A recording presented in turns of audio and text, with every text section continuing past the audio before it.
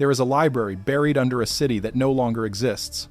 It sat beneath Nippur, which the Sumerians called Nibru, the city of the bond of heaven and earth.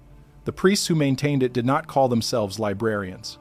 They called themselves keepers of the Mes, and the Mes were not books, they were not scrolls. They were something the ancient world had no other word for: living instructions, embedded in matter, carried in bloodlines, deposited into human beings, the way a craftsman deposits a tool into a chest before a long journey. The chest will be opened later. The tool will be found. The work the tool was meant for will still be waiting. The Sumerian texts say that these Mes, these living instructions, were entrusted to humanity at the moment of its making. Not discovered later, not evolved over millennia, deposited, placed inside the physical body and the dreaming mind of the first people, the Lulu, the primitive workers the Anunnaki created to carry the labor the Igigi had abandoned. Ancient astronaut researchers argue that this is not mythology. They argue it is a record. And what the record describes is a classification system, a taxonomy of human gifts so precise, so complete, that it maps almost exactly onto what modern researchers call cognitive profiles, onto what psychologists call innate intelligences, onto what mystics in every tradition have called the particular shape of a soul. 9 gifts, 9 types of human, 9 functions, assigned at the moment of construction. The question this video asks is simple: which one were you built with? But before that question can be answered, the full story has to be told. And the full story begins not with humanity, but with the one Anunnaki who refused the role his council had assigned him, the one who insisted on adding something the others had voted to withhold, the one who looked at the clay vessel and the divine blood and said, "This is not enough. Give them more." His name was Enki. And what he gave is what you are carrying right now.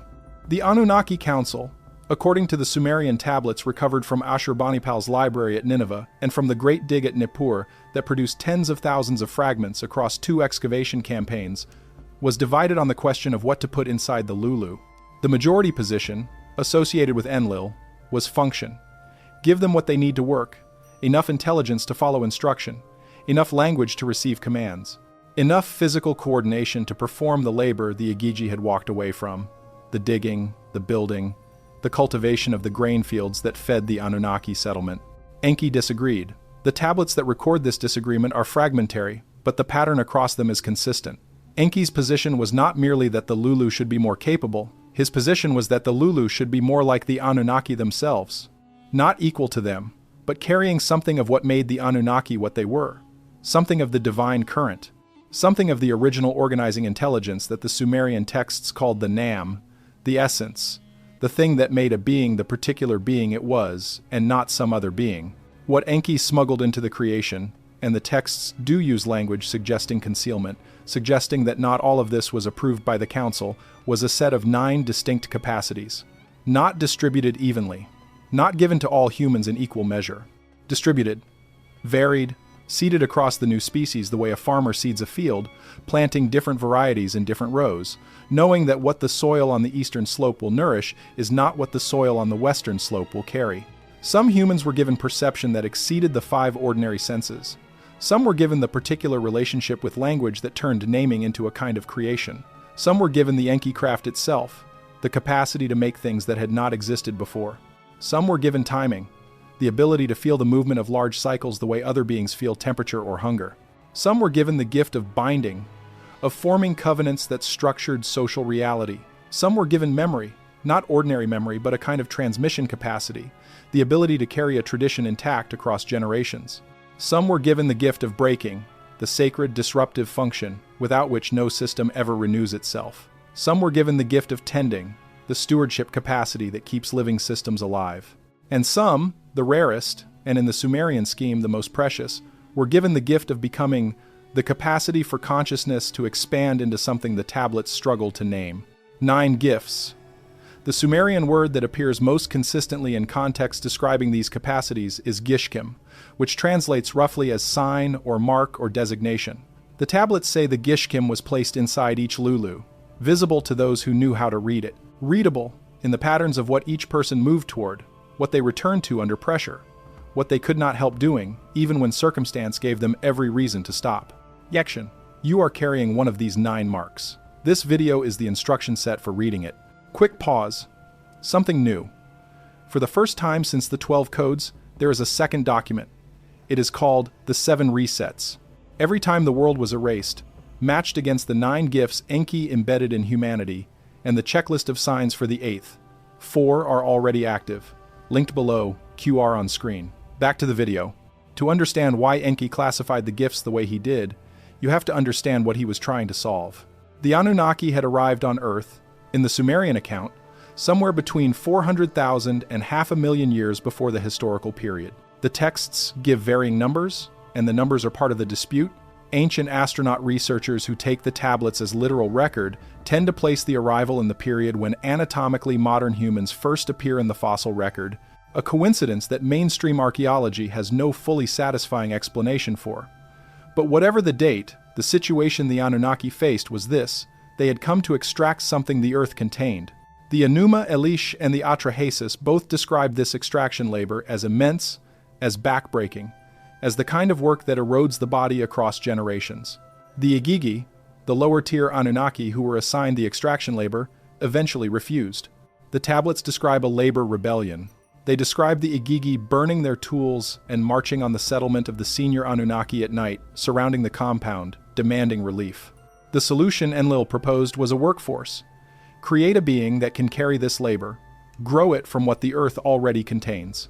The clay of Mesopotamia, the alluvial soil of the twin rivers, was rich enough, and the Anunnaki had something else: their own genetic material, their own blood, carrying whatever made them capable of sophisticated labor, capable of language, capable of following complex instructions across a multi-step process.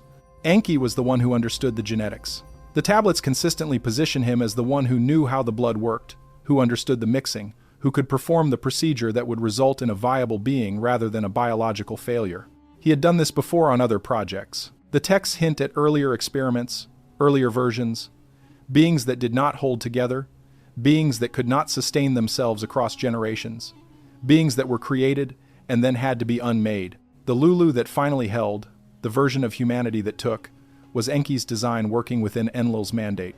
But Enki, in the Sumerian telling, was never entirely satisfied with a minimum viable approach. His nature, the name that defined him within the Anunnaki Council, was the nature of the craftsman who cannot stop at functional, who sees the vessel and imagines what it could carry beyond what it was asked to carry. The 9 gifts were his answer to that imagining. They were not random. They were not scattered carelessly across the new species. They were placed according to a logic the tablets preserve, in a form ancient astronaut researchers are still working to fully decode, but whose outline is clear enough to reconstruct. The logic was this: any system that is meant to survive must contain within it all the functions the system will need.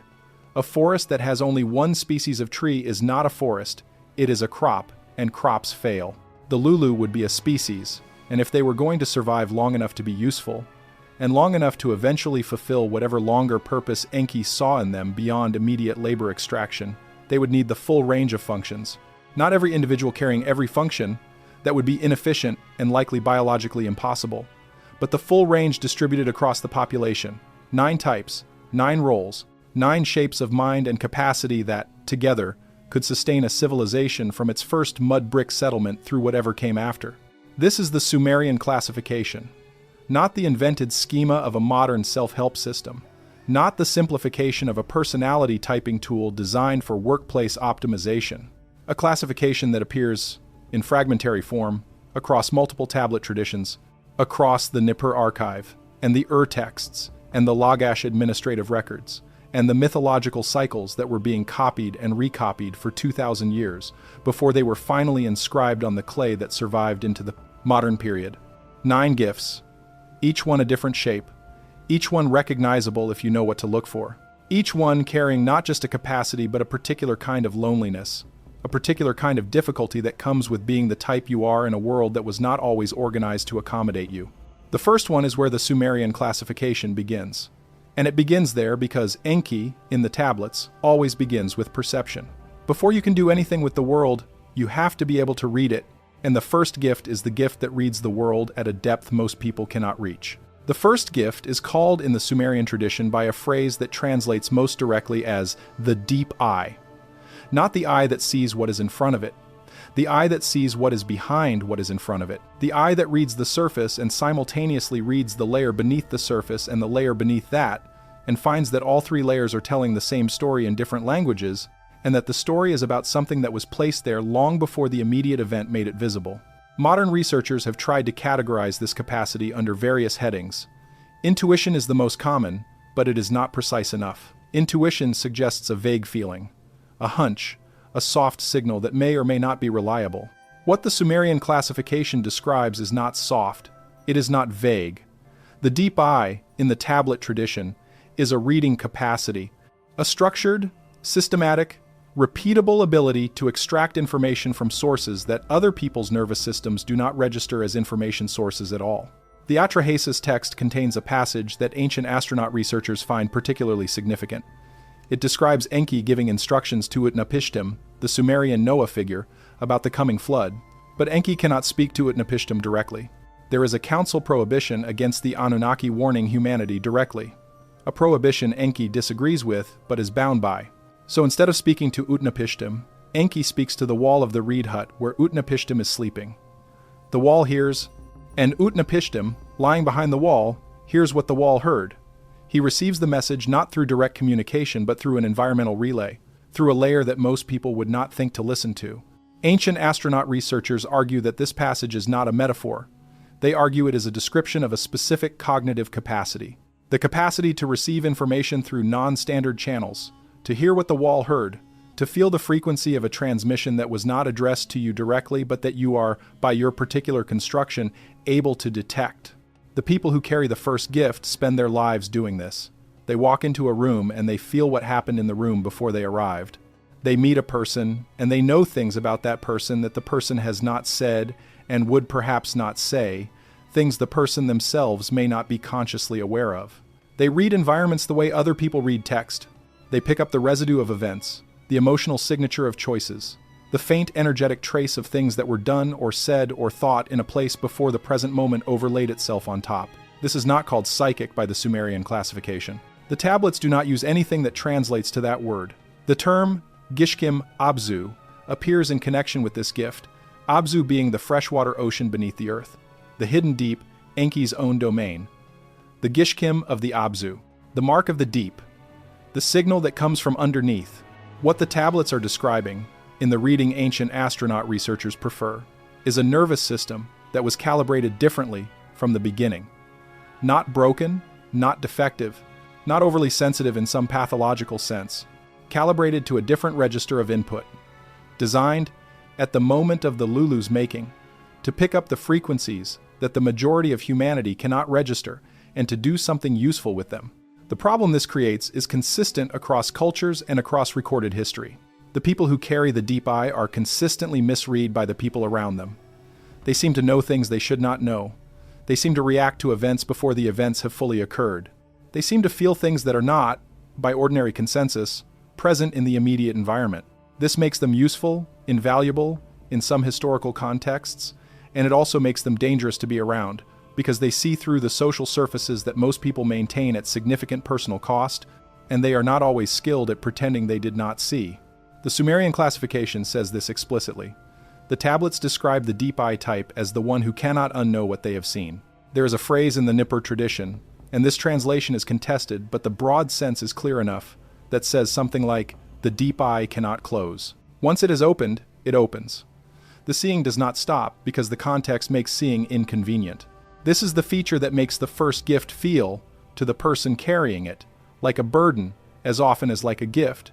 It is not optional. It does not turn off. The person who carries the Gishkim Abzu does not choose to perceive the undercurrent of a conversation. They perceive it automatically, the way a person with normal hearing does not choose to hear the sound in the room. The sound is just there. The undercurrent is just there, and the question is not whether to perceive it, but what to do with the perception. Enki's answer to that question, in the tablet tradition, was the oracle function.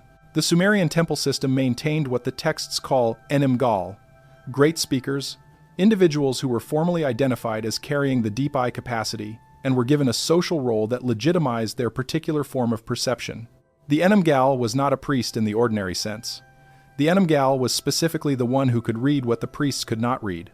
the one who sat in the inner chamber of the Eridu temple and felt the communication that came through the Abzu, through the deep water, through the floor of the world, and translated it into language the council could use.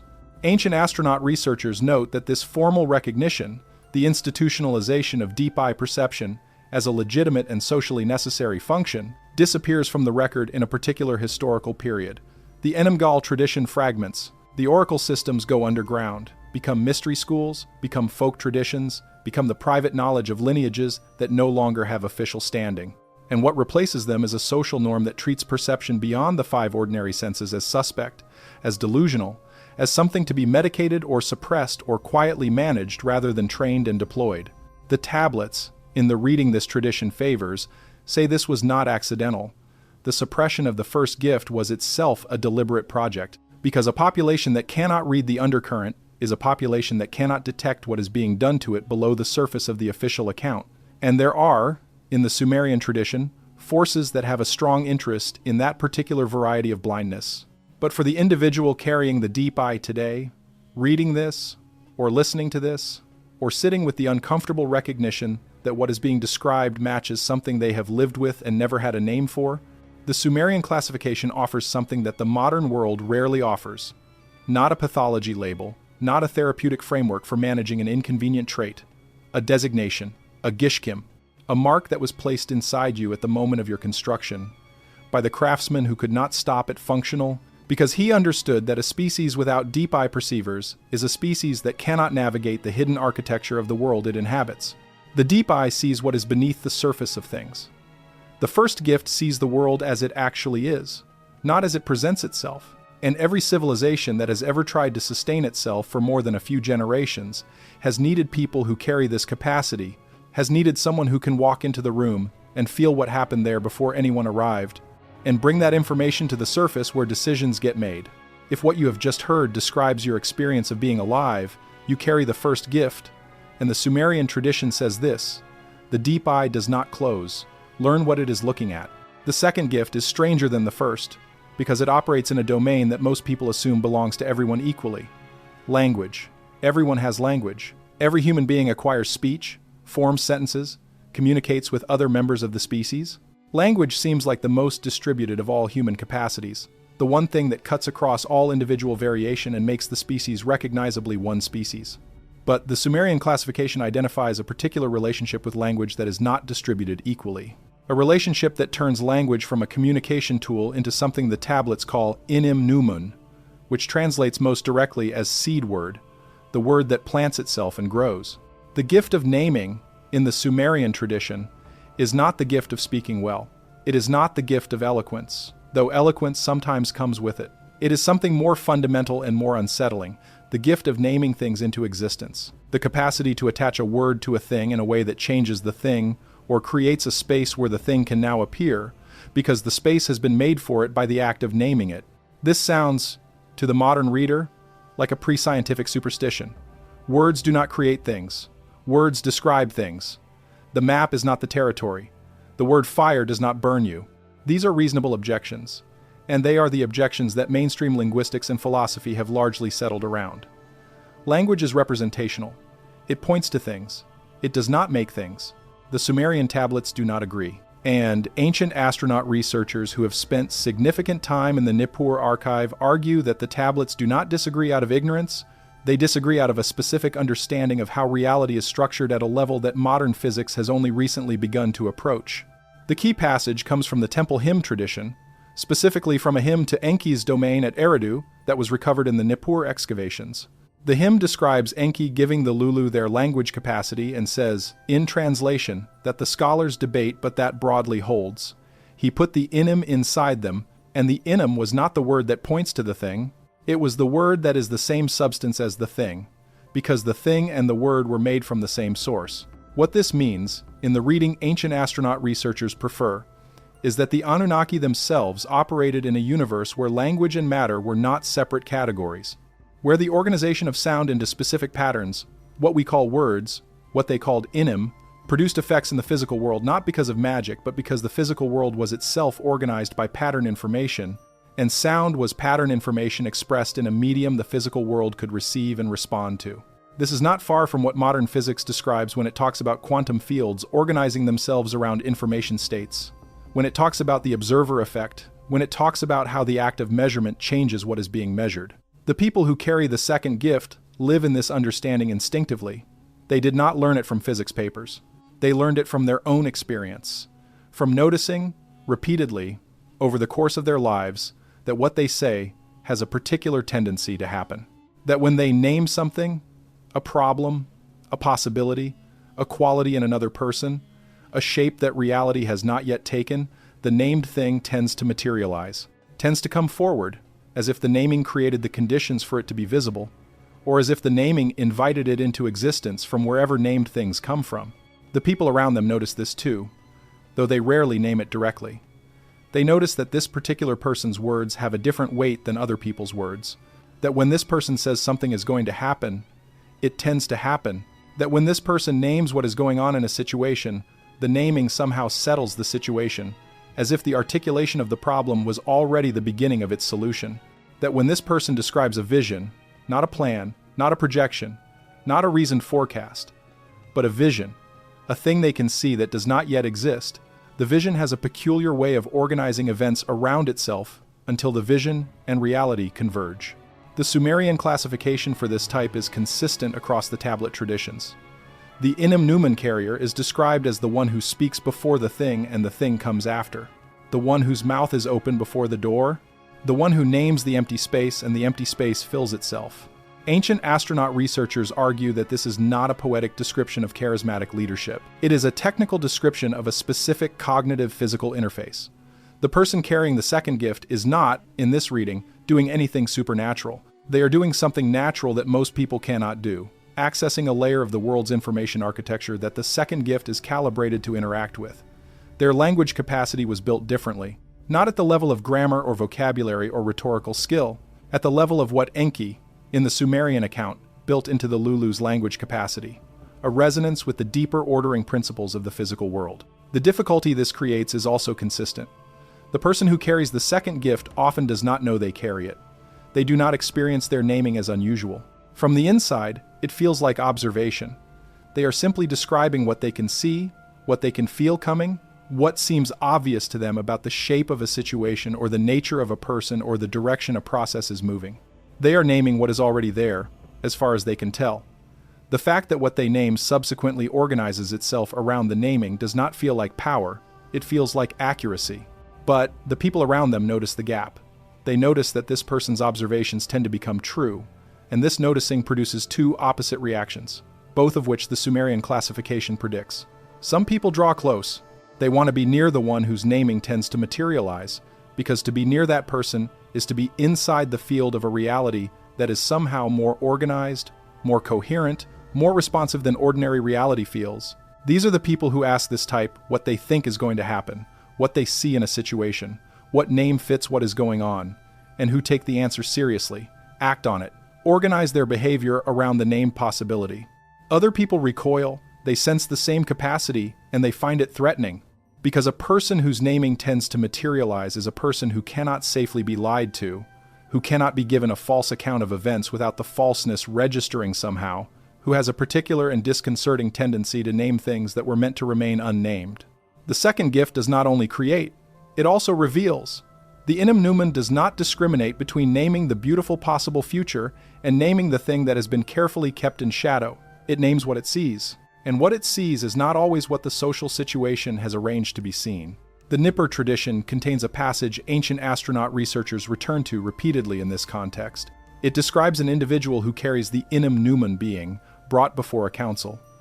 The tablet does not specify which council, whether Anunnaki or human, and being asked to confirm an official account of an event. The innate carrier refuses, not defiantly, quietly, with a simple statement, "That is not what happened. I cannot name it that way. The thing has a different name, and I cannot give it a name it does not have." The council, in this passage, does not respond well. This is also predicted. The second gift is, in some respects, the gift that most consistently creates difficulty not because of what it produces, but because of what it refuses. The person who can name things into existence is also the person who cannot name things falsely without knowing they are doing it. The Inum carrier knows what the true name of a thing is, and they know when they are being asked to call it by a different name, and they cannot pretend not to know. This is the loneliness of the second gift, not the loneliness of the deep eye, which sees the undercurrent and cannot turn off the seeing. A different loneliness. The loneliness of the person who knows what things are actually called and lives in a social world that has organized itself around calling them by different names. Who sees clearly what is happening and is surrounded by people who have agreed, for various reasons of comfort and convenience and survival, to describe it differently. Who carries a capacity that, in the right context, is precisely what civilization needs. The person who can name the new thing into existence before it exists, who can articulate the shape of the possible before the possible has a form, and who in the wrong context is simply the one who keeps saying the thing that was not supposed to be said. Enki, in the Sumerian account, carried the second gift himself. He was the one who named the me, who articulated and formalized the living instructions that organized Sumerian civilization. He was the one who, in the flood narrative, found the naming that allowed the warning to pass through the wall. He was the one who, in the myth of Inanna's descent, held the complete accounting of the world's organizing principles, the me, in a format that could be transmitted, stored, and recovered. He named what the others left unnamed.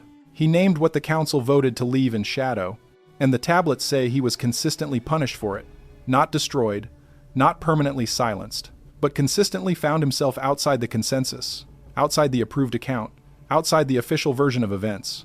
Because the second gift does not accommodate official versions, it accommodates what is true. And what is true and what is official are not always, in any civilization that has ever existed, the same thing. If what is being described here resonates with your experience, if you have spent your life naming things that then organize themselves around the naming, if you have found yourself unable to call things by the names the social context wanted them to have, if the words that come out of your mouth have a weight you cannot always control, and a tendency to land in reality that sometimes frightens you, you carry the second gift, the Inum, the seed word. The Sumerian tradition says this to the one who carries it: name carefully. What you name has a tendency to arrive, and what you refuse to name has a tendency to remain formless. Your silence is as powerful as your speech, and both of them are tools that Enki placed inside you at the moment of your making because the world he was building needed someone who could speak things into being. You are that someone. Name carefully, and do not let them make you call the thing by a name it does not have.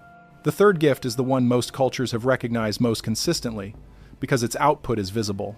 It leaves evidence. It builds things. It produces objects and systems and structures and arrangements that persist in the physical world after the act of making has concluded. Other people can see what the third gift made. They can hold it, use it, inhabit it, be carried by it across time and geography. The third gift is the Enki craft itself, what the tablets call Nagar Dingir, the divine carpentry, the making capacity that the god of craftsmanship identified so closely with himself that it became one of his primary names. The word Nagar appears throughout the Sumerian administrative and temple records as the designation for the master craftsman, not simply the skilled worker, not the apprentice who executes plans drawn by others.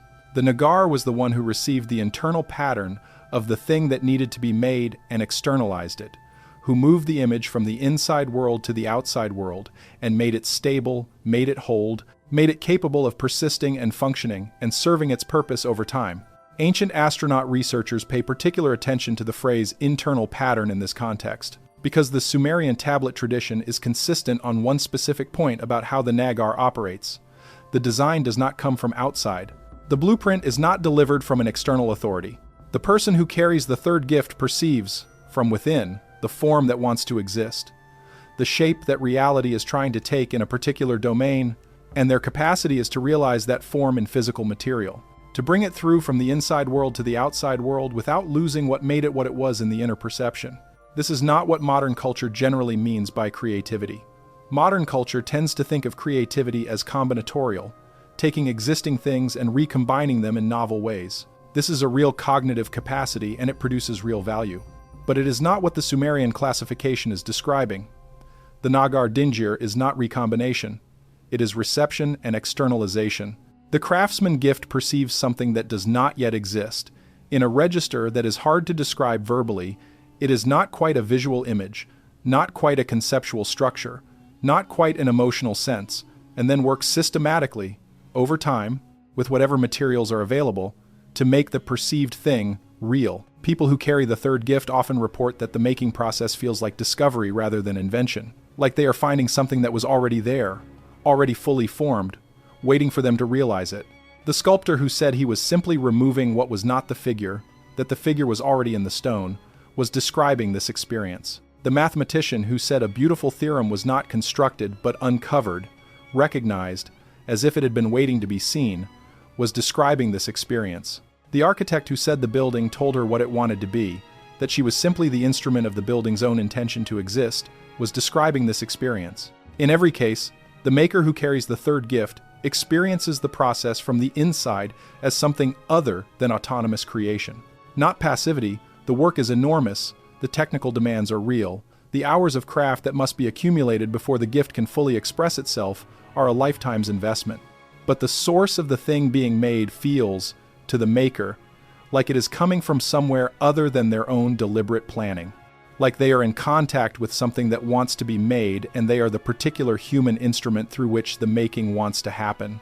The Sumerian tablets describe this experience in the context of the Eridu temple construction.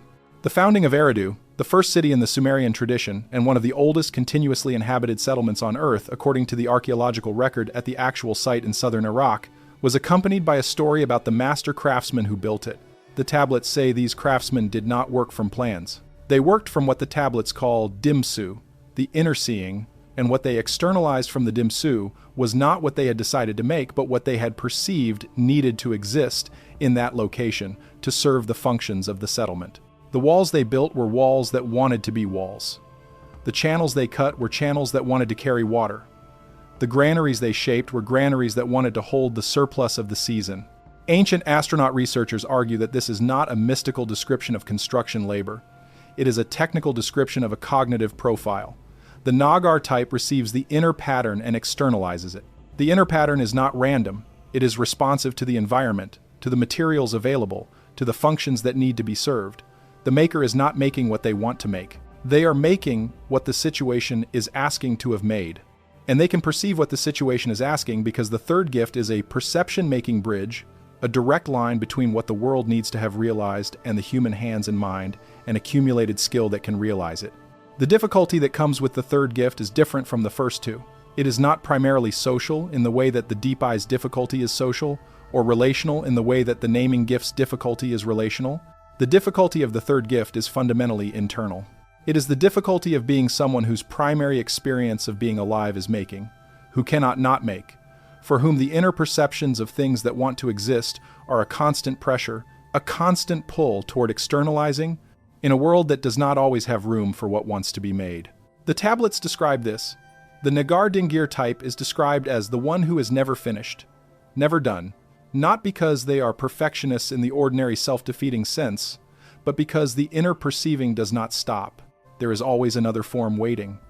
There is always another pattern presenting itself for externalization. The things that have been made sit in the physical world, completed, stable, serving their purposes. And the maker is already inside the next one, already perceiving the form that wants to come next, already experiencing the gap between what is real and what could be real as a kind of pressure that does not release until the making is underway. This is exhausting. And it is also, to the person who carries the third gift, the primary experience of being alive. To not be making is, for this type, a kind of suffocation. Not a dramatic suffocation, not necessarily a conscious one, but a slow graying of things, a dulling of the signal, a sense that something essential is not happening that needs to happen. The Nagar type needs to make the way the first gift type needs to perceive and the second gift type needs to name. It is not optional. It is the operational center of the gift. What the Sumerian classification identifies, and what ancient astronaut researchers emphasize when they discuss this type, is that the making capacity was placed in certain humans, specifically because the world that Enki was building needed people who could receive the pattern of what wanted to exist and bring it into physical reality. Civilization is not possible without this. The infrastructure of any civilization, the buildings, the tools, the irrigation systems, the vessels for transport and storage, the written records, the musical instruments, the temples, the bridges, the roads, the astronomical observatories, all of it required not just labor but perception making, required people who could feel what needed to exist and make it exist. The Nagar-Dinggir type was Enki's investment in civilization's material continuity. Not just in one civilization, in all of them. The tablets suggest that the making gift was seeded broadly enough across the Lulu population that every generation, in every geographic context, in every historical period, would have people who could perceive what needed to be built and build it, who could feel the gap between what the environment asked for and what the physical world currently contained, and then close that gap with their hands and their minds and their accumulated craft. If you carry the third gift, you know it by the making. You know it by the thing that happens when you are not making, the quiet suffocation, the sense of the pattern pressing from inside, looking for a way out. You know it by the experience of making itself, which does not feel primarily like self-expression and does not feel primarily like work. It feels like contact, like the inner world and the outer world becoming one thing for the duration of the making and then separating again, with the made thing sitting at the place where they joined. The tablets say this to the one who carries the third gift: make what you perceive, not what you are told to make, not what the market needs, not what the client specified, not what the project brief describes. Those are constraints, and constraints are real, and working within them is part of the craft. But do not lose the inner perceiving to the outer specification. Keep the contact with the pattern that wants to exist, because what Enki placed in you is not a skill, it is a bridge, and bridges are only useful when they are in contact with both sides. The fourth gift is the one that creates the most consistent misunderstanding in translation, because the word the Sumerian tablets use for it is a word that modern English forces into a different register than the tablets intend. The word is iti, which translates literally as moon, as month, as the time unit marked by a complete lunar cycle. But in the context of the 9 gifts, iti does not mean the moon. It does not mean the month. It means what the moon knows. It means the capacity to feel the movement of cycles, not just lunar cycles, but the full range of recurring patterns that the Sumerian astronomical tradition cataloged across their centuries of uninterrupted sky observation. The Sumerians were, by any serious measurement, among the most sophisticated astronomers of the ancient world. The accuracy of their planetary observations, preserved in the Enuma Anu Enlil series, a collection of astronomical omen tablets that fills most of a full shelf of clay in the Ashurbanipal archive, matches in many cases what modern instruments confirm. They tracked Venus cycles to within a few minutes of modern calculations. They understood the Saros cycle for eclipse prediction. They identified the precessional drift of the equinoxes. They calculated the synodic periods, the return to same position cycles, of the visible planets with a consistency that required generations of systematic observation and a mathematical framework sophisticated enough to identify pattern across extremely long datasets. Ancient astronaut researchers point to this astronomical sophistication as evidence not simply of careful human observation, but of instruction. The argument is that the Sumerian sky knowledge is too sophisticated, too quickly achieved, too comprehensive to have been developed from scratch by a pre-literate agricultural society in the space of a few centuries. The more parsimonious explanation, in this reading, is that the knowledge was taught, that the Anunnaki, who in the tablet tradition are consistently described as understanding celestial mechanics at a level that dwarfs early human comprehension, transmitted that understanding to specific human recipients who were built to receive it.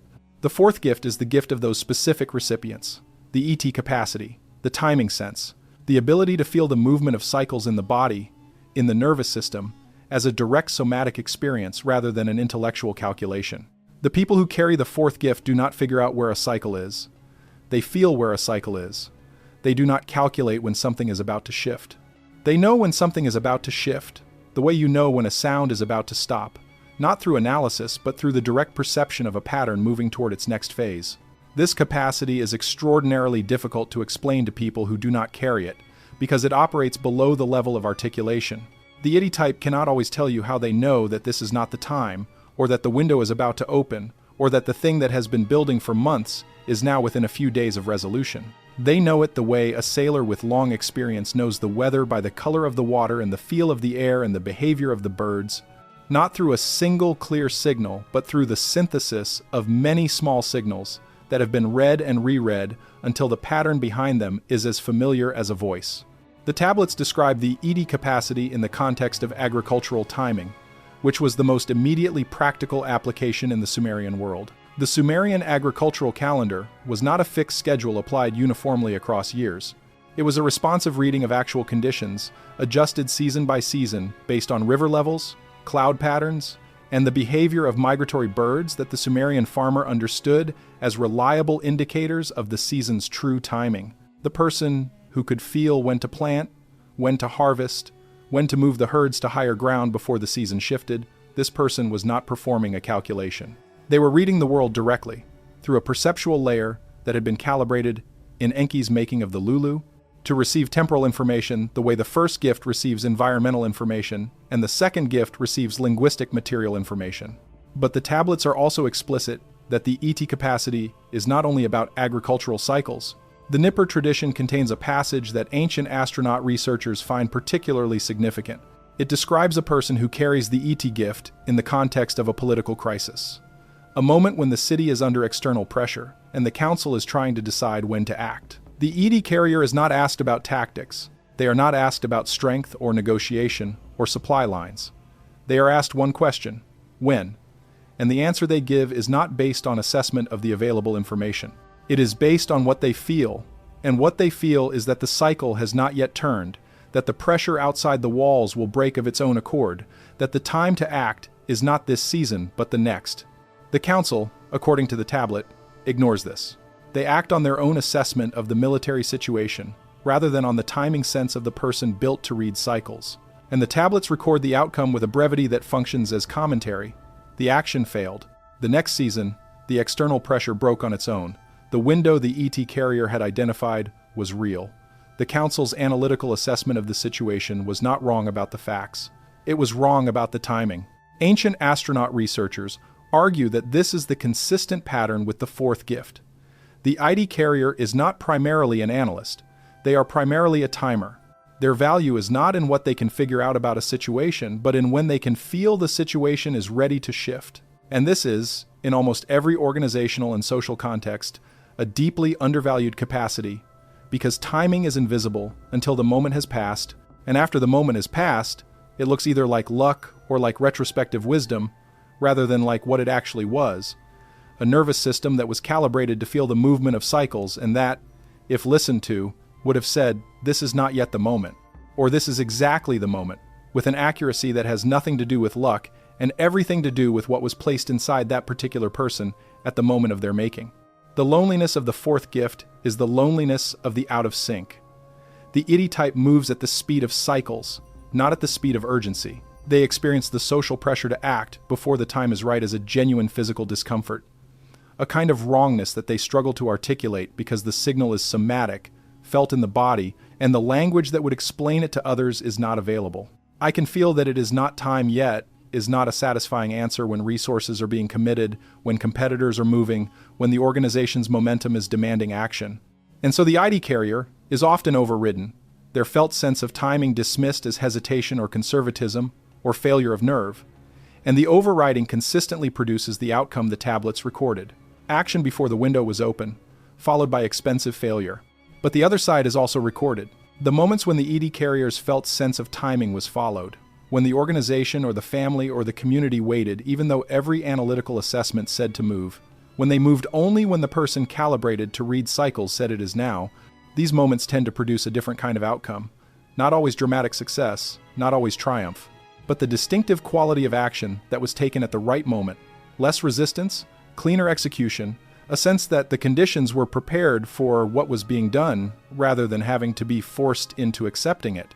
The tablets describe the ID capacity as a gift that Enki placed in specific humans because any species that is going to survive across long historical time needs members who can read time itself, not clock time, not calendar time. The time that the solar system keeps as it moves through larger cycles, the cycle of a civilization, the cycle of a climate, the cycle of a geological formation, the cycle of a precessional drift that takes 26,000 years to complete. These are the rhythms that the Sumerian astronomical tradition was tracking, and the people who carry the fourth gift were made to be in contact with these rhythms, to feel them in their bodies the way the Sumerian sailor felt the ocean in the tilt of the deck. If you carry the fourth gift, you know it by the timing sense, by the discomfort you feel when something is moving too fast, when the moment is not ready, when the conditions are not prepared, by the clarity you feel when the window opens, when you know, with a certainty you cannot entirely explain, that now is exactly the moment, and that moving now is different from moving at any other time. by the difficulty of explaining this to people who experience time as a linear resource to be allocated rather than as a living pattern to be read. The Sumerian tradition says to the one who carries the fourth gift, "Do not let them rush you. The cycle is not wrong. The urgency they are feeling is not about the cycle. And the window that will not open by force will open by itself when it is ready. If you are patient enough to wait for it, and clear enough to recognize it when it arrives." The fifth gift is the one the Sumerian tablets spend the most time on in terms of institutional description. The other 8 gifts are identified, elaborated, and contextualized, their nature explained, their difficulties acknowledged, their social functions mapped. But the fifth gift is additionally documented in administrative terms. The Nippur archive contains what appear to be organizational records, tablets that list not mythological figures but actual institutional roles. And in these records, a specific function recurs that ancient astronaut researchers have identified as the formal expression of the fifth gift's capacity. The Sumerian term is garshu, which translates literally as hand holder, but which in context means something broader and more structurally significant: covenant weaver, the one who holds the bond. The one in whose presence the agreement becomes real and durable and capable of outlasting the immediate emotional context in which it was made. The fifth gift is the gift of binding, of forming covenants, of creating the relational structures, the agreements, the loyalties, the named and formalized bonds between people, without which civilization cannot organize itself into units larger than the family group. This is not the gift of sociability. It is not the gift of being liked, or of being comfortable at gatherings, or of making easy conversation.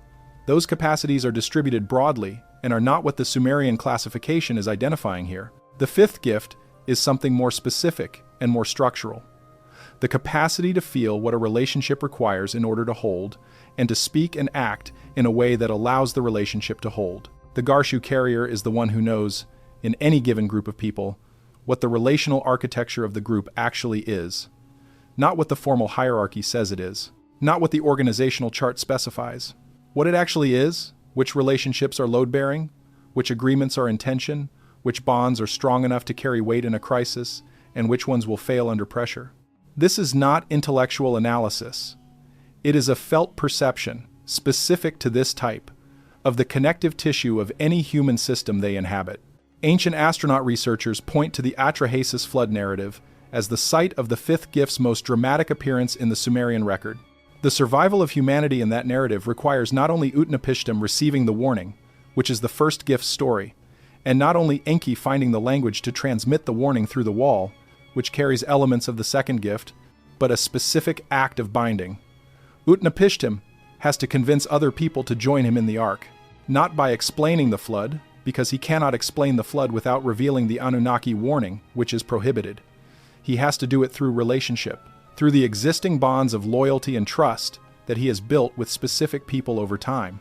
Through the covenant hold that the garshu type creates, which means that when Utnapishtim says, "Come with me," the people who have been in relationship with him long enough have a reason, a relational reason, to say yes even without a full explanation. The tablets say this explicitly in a passage that does not always receive the attention it deserves. It was not the boat that saved them. The boat saved their bodies. What saved humanity was the covenant, the web of binding that allowed enough people to trust, enough people to come together in time. The fifth gift is the gift that makes the boat possible. Not in terms of the construction, that is the third gift. In terms of the gathering, the organizing of people around a shared purpose at the moment of crisis, not through command or force or ideological persuasion, but through the covenant bonds that the garshu type spends their entire life weaving, not always consciously, not always strategically, but consistently and with a depth of investment that other types find difficult to fully understand. The difficulty of the fifth gift is the difficulty of carrying other people's weight. The garshu carrier holds the bonds, holds the relationships, holds the relational architecture of every group they are part of. This is not a metaphor, it is a somatic experience. The person carrying the fifth gift feels, in their body, when a relationship in their system is in distress. They feel the tension in a bond the way a structural engineer feels the stress in a beam, not through calculation but through contact, through the felt sense of the load the connection is carrying and whether the connection can carry it. This means that the garshu type is never off. They cannot go home from the group and stop feeling the group. They cannot leave the system and stop holding the system's relational architecture. The bonds they have formed persist as active somatic experience. The person across town, whose relationship with them is in an unresolved tension, the gar-shu carrier feels that tension at 2 in the morning. The group they belong to, whose internal covenant is fraying, the gar-shu carrier feels the fraying as a kind of background hum that does not resolve until the covenant is repaired. The Nippur administrative tablets that describe the gar-shu role are illuminating here. The role was explicitly recognized in the Sumerian temple system as distinct from the role of the priest, the judge, the administrator, or the military commander. The gar-shu holder was the one who was present at all significant agreements, and whose presence was what made the agreement binding. Not because of their authority, the tablets are clear that the gar-shu holder did not necessarily have high formal status. Because of their nature, because the gift of binding was real enough in its effects on the people around the carrier, that the Sumerian institution formalized it. This is the one you bring to an agreement when you need the agreement to hold. This is the one whose witness transforms a transaction into a covenant. Ancient astronaut researchers argue that this institutional recognition of the binding gift is one of the most striking pieces of evidence that the Sumerian 9-gift classification is not mythology. It is documentation. You do not build a formal temple role around a capacity unless that capacity is real, observable, and socially necessary. The Sumerians built the gar-shu role because the people who carried the 5th gift produced consistently different outcomes from people who did not.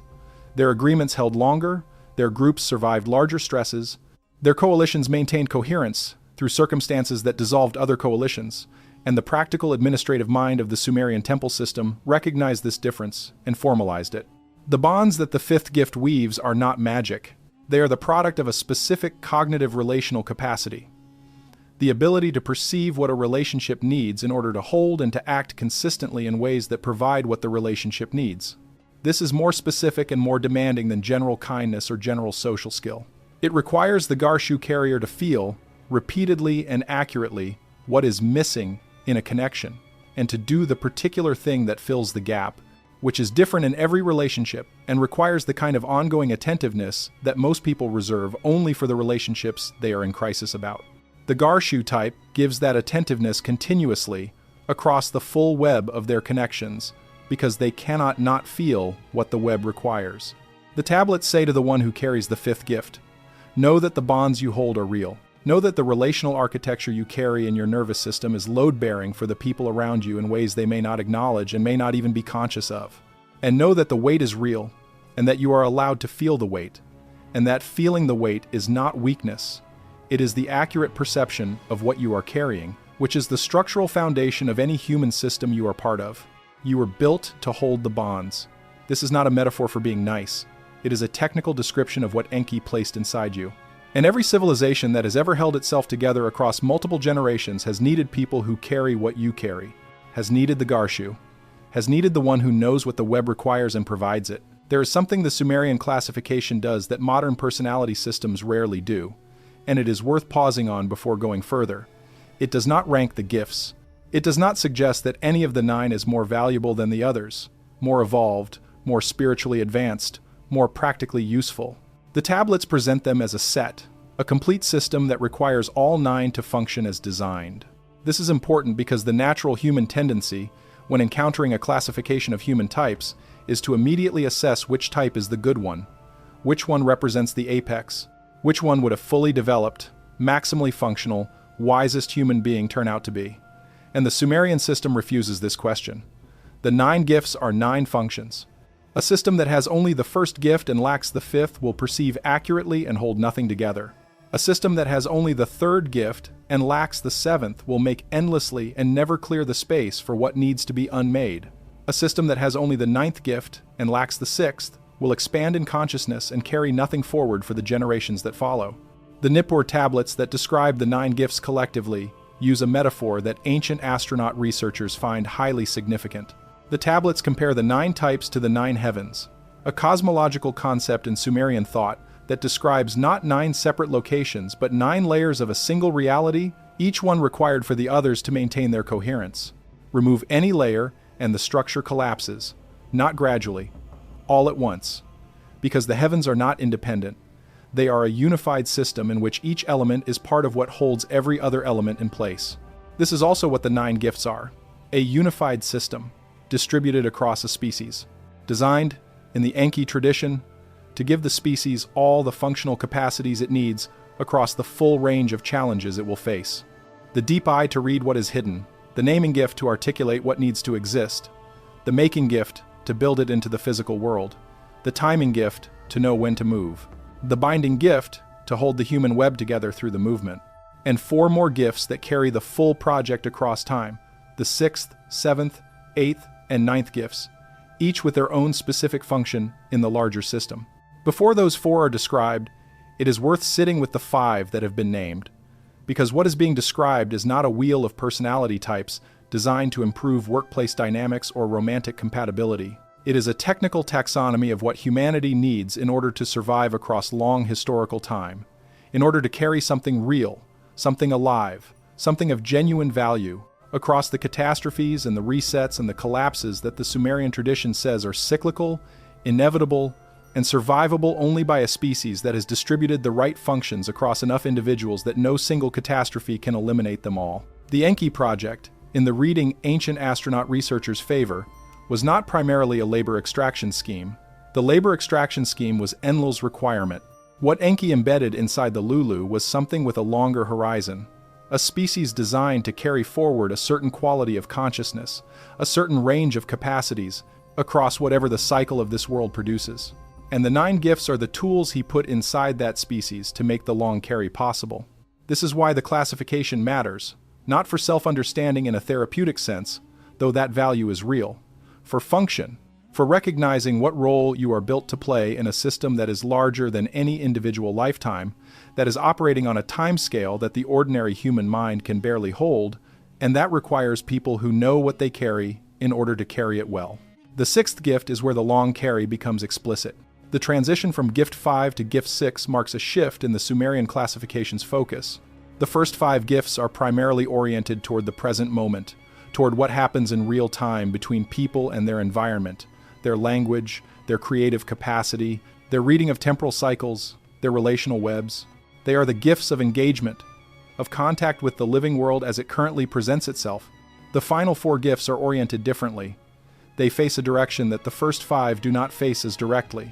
They face time itself, not the cycle reading of the 4th gift, which is about the timing of action within a cycle, but the deep structure of time, the fact that what is being built in one generation must be received by a generation that does not yet exist, and that the transmission from one to the other is not automatic, is not guaranteed, does not happen by default, requires specific people with specific capacities to ensure that what was built gets through. The Sumerian term for this temporal orientation is dugu, which translates roughly as the carrying forward, the passage across, the thing that is moved from a hand that holds it now to a hand that does not yet exist to hold it.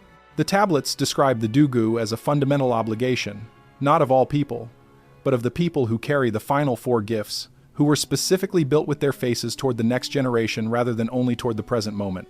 Ancient astronaut researchers argue that this reflects something important about Enki's design intention.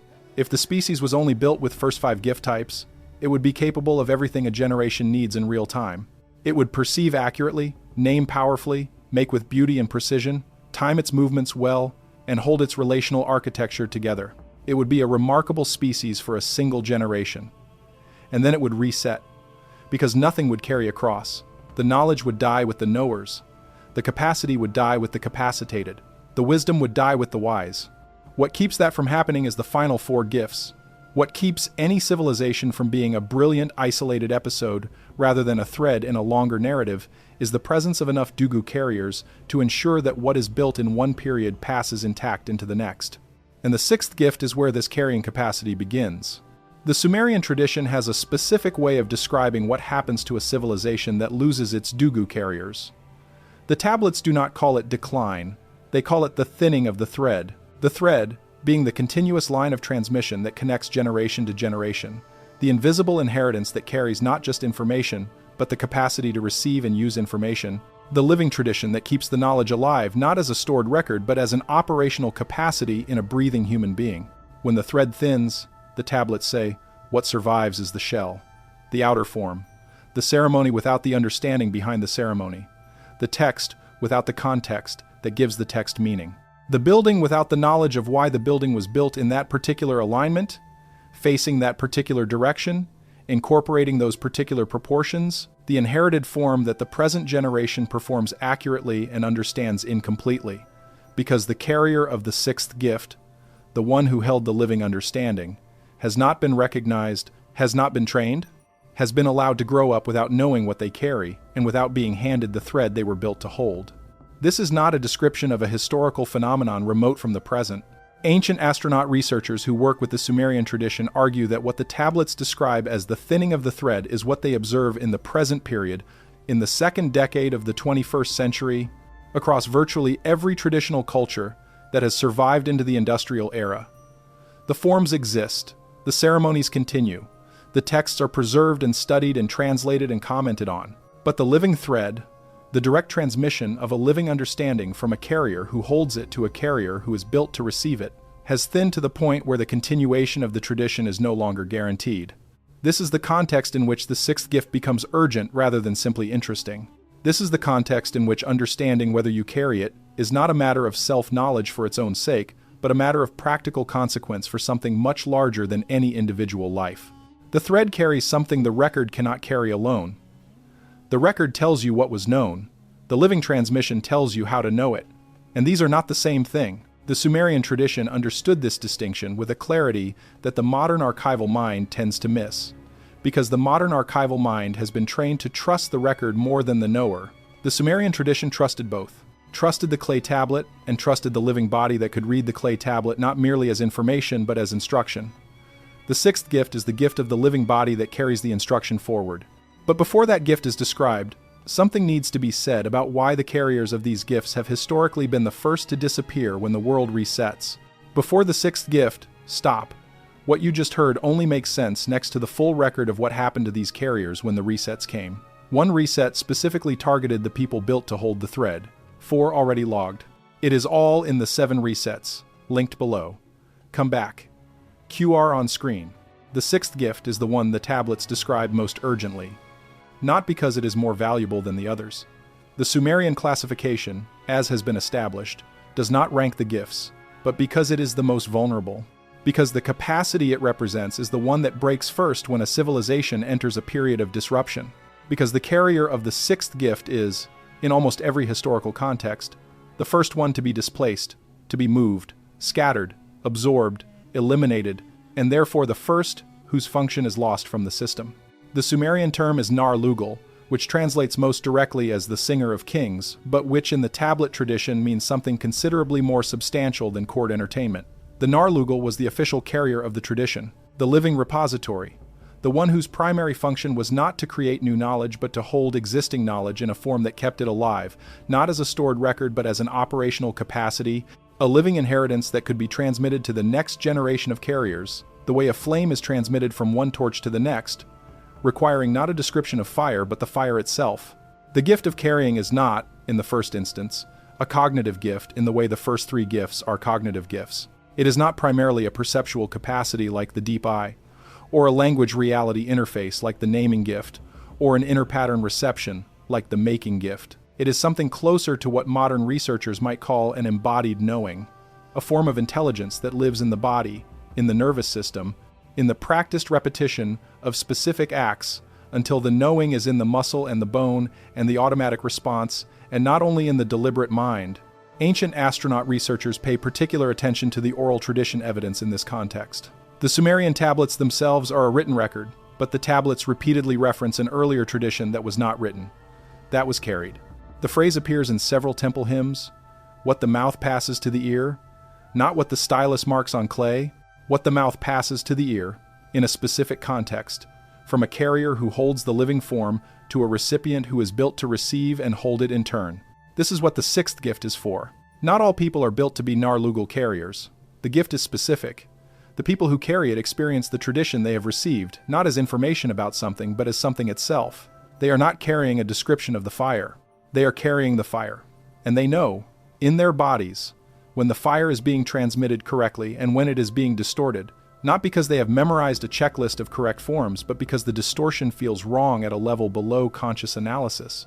The way a singer knows when a note is flat, not because they looked at the meter, but because the body that has sung the right note 1,000 times registers the wrongness of the flat note as a felt discomfort that is immediate and unmistakable. The sixth gift carrier is the one who cannot listen to the tradition being taught incorrectly without discomfort, cannot watch the ceremony being performed incompletely without the sense that something essential is missing, cannot receive a transmission that has been simplified or updated or modernized for contemporary accessibility without feeling that what has been simplified away is precisely what made it functional, that the inconvenient, difficult, demanding parts that the modernization removed were not ornamentation, but load-bearing structure. This makes the sixth gift carrier profoundly difficult to have around in periods of institutional change. Organizations that are updating their forms, traditions that are attempting to become more accessible, communities that are trying to grow by lowering the threshold of entry, these are all contexts in which the nar-lugal carrier is the person saying, wait, what you are removing is not optional. What you are simplifying is not decorative. What you are making easier is not the part that was supposed to be easy. And this person is consistently experienced as obstruction rather than preservation, as resistance to necessary adaptation rather than protection of the necessary structure. The Nippur tablets describe this conflict explicitly. There is a passage that ancient astronaut researchers have translated with varying emphasis, but that broadly describes a moment in the Sumerian temple tradition when a reform movement within the priesthood is updating the recitation, practices, changing the form of certain hymns, shortening certain ceremonies, making certain transmission practices less demanding because the number of people willing to undergo the full training had declined. The nar-lugal carrier in this passage opposes the reform. Not with arguments about doctrinal correctness, the tablets do not present this as a doctrinal dispute. With a felt statement, what you are removing is alive. What you are shortening is the part that makes the rest of it work. You cannot shorten the gestation period of a living thing and still get a living thing at the end. The reform happened anyway. The tablets do not record the outcome of the shortened forms in this particular case, but the arc of the Sumerian tradition across the following centuries is documented. The living transmission did thin. The thread did thin. The ceremonies continued in their abbreviated forms, and something that the tablets describe as the the living resonance, the quality of a ceremony that makes it operative rather than merely symbolic, did not continue at the same intensity. The form was maintained. The was reduced. Ancient astronaut researchers argue that this is not an ancient phenomenon. They argue that the abbreviation of living transmission in favor of recorded information, the replacement of the nar-lugal carrier with the text, the substitution of the archive for the living body, is the defining epistemic shift of the modern period. And they argue that the Sumerian classification predicted this shift and built a response to it into the species in the form of the sixth gift. The nar-lugal carriers are still being born. They are still showing up in every generation. They are still feeling the wrongness of the abbreviated form, the thinness of the simplified transmission, the absence of the from the preserved ceremony. They are still saying what the nar-lugal carrier in the Nippur tablets said, what you are removing is alive. They are still being overridden, and the thread is still thinning. The person who carries the sixth gift often does not understand what they carry in terms of the Sumerian classification. They understand it as a feeling, as a very strong feeling about how things should be done that they cannot fully explain to people who do not share it, as a relationship with what is received, with the tradition, the practice, the form, the transmission, that feels to them like something personal, something intimate, something that has their name on it in a way they cannot account for intellectually. They are the apprentice who cannot bear a shortcut in the training, the musician who insists on learning the old forms before the new ones, the practitioner who keeps the long version of the ceremony when everyone else has moved to the short version, the parent who teaches the story in the full form, with all the parts that are no longer fashionable, because they cannot bring themselves to give the shortened version to a child who deserves the whole thing, the scholar who cannot read the summary when the original is available, because the summary is not the same thing and the difference matters. These are the nar-lugal carriers of the present period, and the Sumerian classification says to them, what you are carrying is real. The discomfort you feel at the abbreviated form is accurate information. The full form carries something the abbreviated form does not carry. You were built to know the difference. You were built to hold the full form and to transmit the full form and to refuse, at some cellular level, to be complicit in the thinning of the thread, even when the thinning is well-intentioned and practically motivated and socially overwhelming. Hold the full form. What Enki placed in you is not stubbornness. It is the fire itself. And the fire will go out if you let them talk you into carrying the description of the fire instead. The seventh gift is the one that generates the most discomfort when described, because it is the gift that does not create but destroys. It is the gift that ends things, that dismantles structures, That breaks what has become rigid, removes what has become dead weight, clears the space that has been occupied by a form that has stopped serving its original function and is now simply consuming the resources that a living replacement would need in order to take root. The Sumerian term is gaz kalam, which translates literally as the breaking of the land, though land in this context means the human domain, the cultivated space, the organized territory, the fields and systems that have been built by previous generations. The gaz kalam is the one who breaks what has been built, and the tablets are unambiguous about this. The breaking is not a failure, it is a gift. It is one of the 9 essential functions, and the person who carries it was built for it. Modern culture is deeply uncomfortable with this. The dominant narrative of the modern period, across almost every institutional context, positions destruction as unambiguously negative and construction as unambiguously positive. Things should be built, maintained, grown, expanded, preserved. Destruction is loss, is failure, is violence, is pathology. The breaker is not a gift carrier.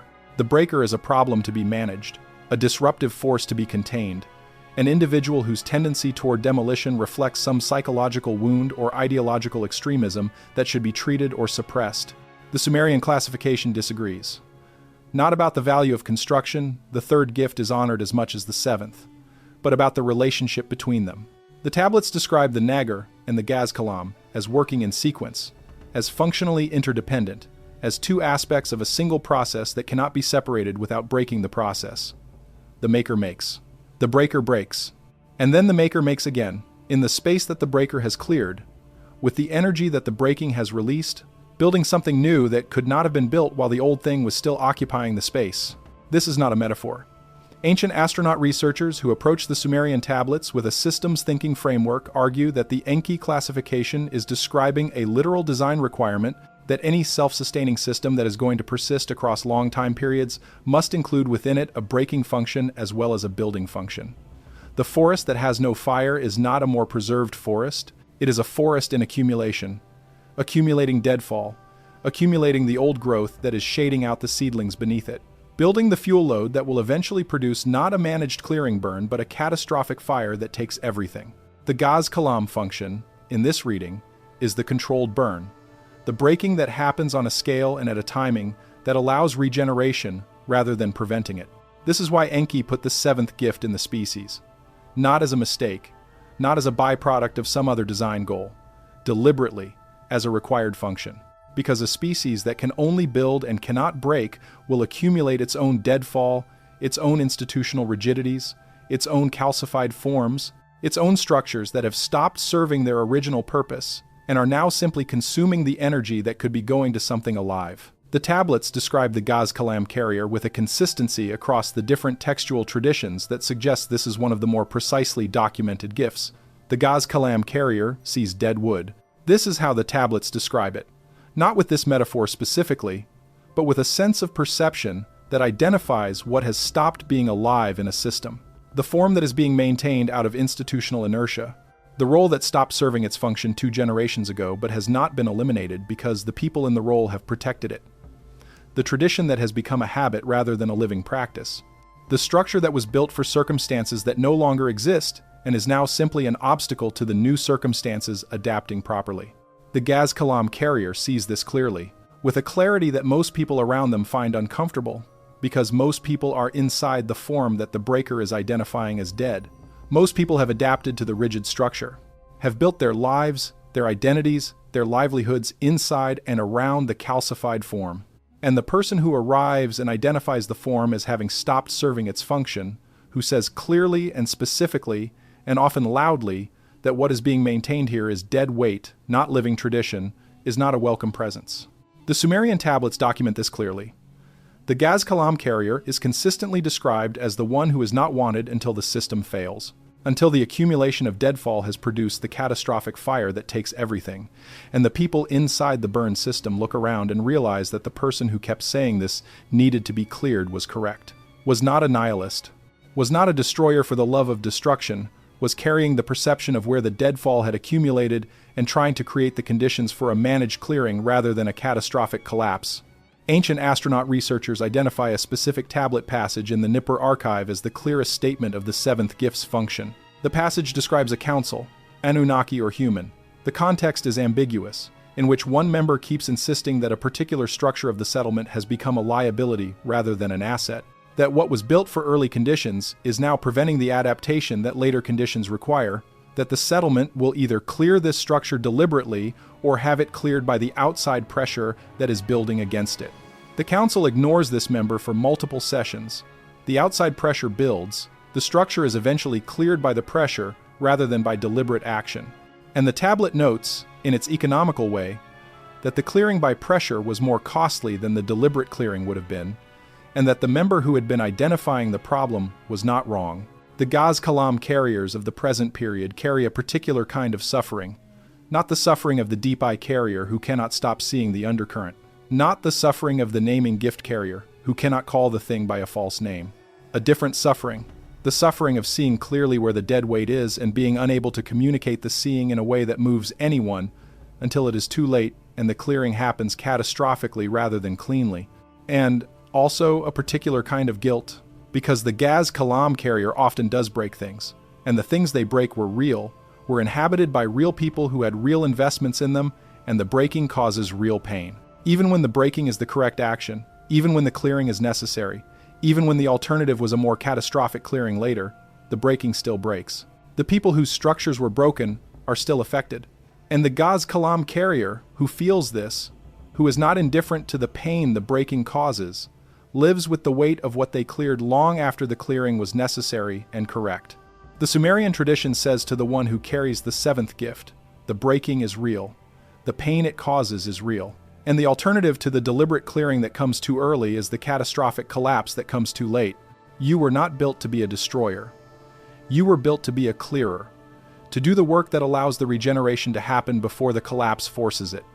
This is not a comfortable gift, but a system without the Gaz Kalam function does not survive.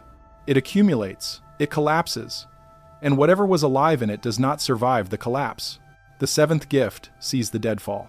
Its function is to clear it before the catastrophic fire. This is not cruelty.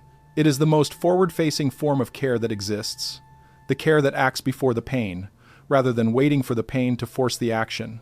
The eighth gift is the one that has been most consistently misread by the cultures that inherited fragments of the Sumerian classification. Not suppressed, as the first gift has sometimes been suppressed, or co-opted, as the second gift has sometimes been co-opted. Misread, given a narrower meaning than the tablets intend, reduced from its full scope to a subset of its full scope, and then praised enthusiastically for the subset while the larger capacity the subset was part of was quietly ignored. The Sumerian term is Nutuku, which appears in the administrative records as a role designation and in the mythological cycles as a description of a divine function. The word combines the particle nu, meaning person or being, with the particle tuku, meaning to attend to care for, to keep alive. The Nutuku is the keeper alive, the one whose presence in a living system is what the living system needs in order to remain living rather than moving toward entropy. Modern culture has translated this as gardener, as healer, as caregiver. And these translations are not wrong. They describe real expressions of the eighth gift in human behavior, but they are incomplete in a way that matters. Because the Nutuku gift, in the full Sumerian understanding, is not limited to the vegetable garden or the human body or the individual person in crisis. The eighth gift is the stewardship capacity across the full range of living systems, biological, social, cultural, spiritual. It is the capacity to feel what a living system needs in order to remain living, and to provide what it needs in a way that increases the system's own capacity rather than creating dependence. This last point is where the eighth gift becomes technically specific rather than generally admirable. The Nutuku carrier does not simply provide what a living system needs.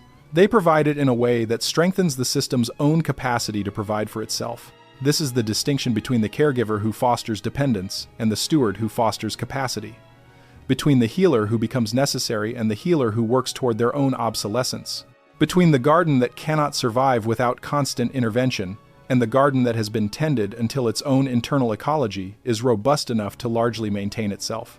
Ancient astronaut researchers find in this distinction a strong parallel to descriptions of Enki's approach to the Lulu themselves. The tablets suggest, the suggestion is not always explicit, but the pattern across multiple texts is consistent that Enki's intention was not to create a dependent workforce that would require ongoing Anunnaki management. His design intention, in the reading this tradition favors, was to create a species that could eventually sustain its own development. That would start in the position of the dependent creation and would, over generations, develop the capacities for self-determination that Enki had embedded in the 9 gifts. This is the 8th gift's fundamental orientation. The new Tuku carrier is always working toward a world in which their stewardship is less necessary because the thing they are tending has developed the capacity to tend itself. They are oriented toward the self-sufficiency of what they are caring for. And this orientation distinguishes them from people who provide care as a form of control, or maintenance as a form of dependency creation, or stewardship as a means of remaining indispensable. The new Tuku carrier cannot easily be indispensable in the controlling sense, because their gift is precisely to perceive what the living system needs to become more self-sustaining. When they look at a living system, a child, a community, an ecosystem, a cultural tradition, a business, a relationship, they feel not what is wrong with it and needs to be fixed by an external expert, but what it is trying to do on its own behalf and what it needs in order to do that more effectively. The 8th gift is the gift that reads the directionality of a living system, the way a skilled gardener reads what a plant is trying to do and provides the conditions that allow it to do that better, rather than imposing on the plant a growth form that the gardener would prefer. The tablets describe the new Tuku function in the context of the Sumerian irrigation system, the infrastructure of canals and levees and distribution channels that was the material foundation of Mesopotamian agriculture and therefore of Mesopotamian civilization. The irrigation system was not static. It was a living infrastructure, constantly changing with the seasonal variations in water level, constantly requiring adjustment as soil conditions shifted, constantly interacting with the weather patterns and the growth patterns of the crops and the needs of the downstream communities.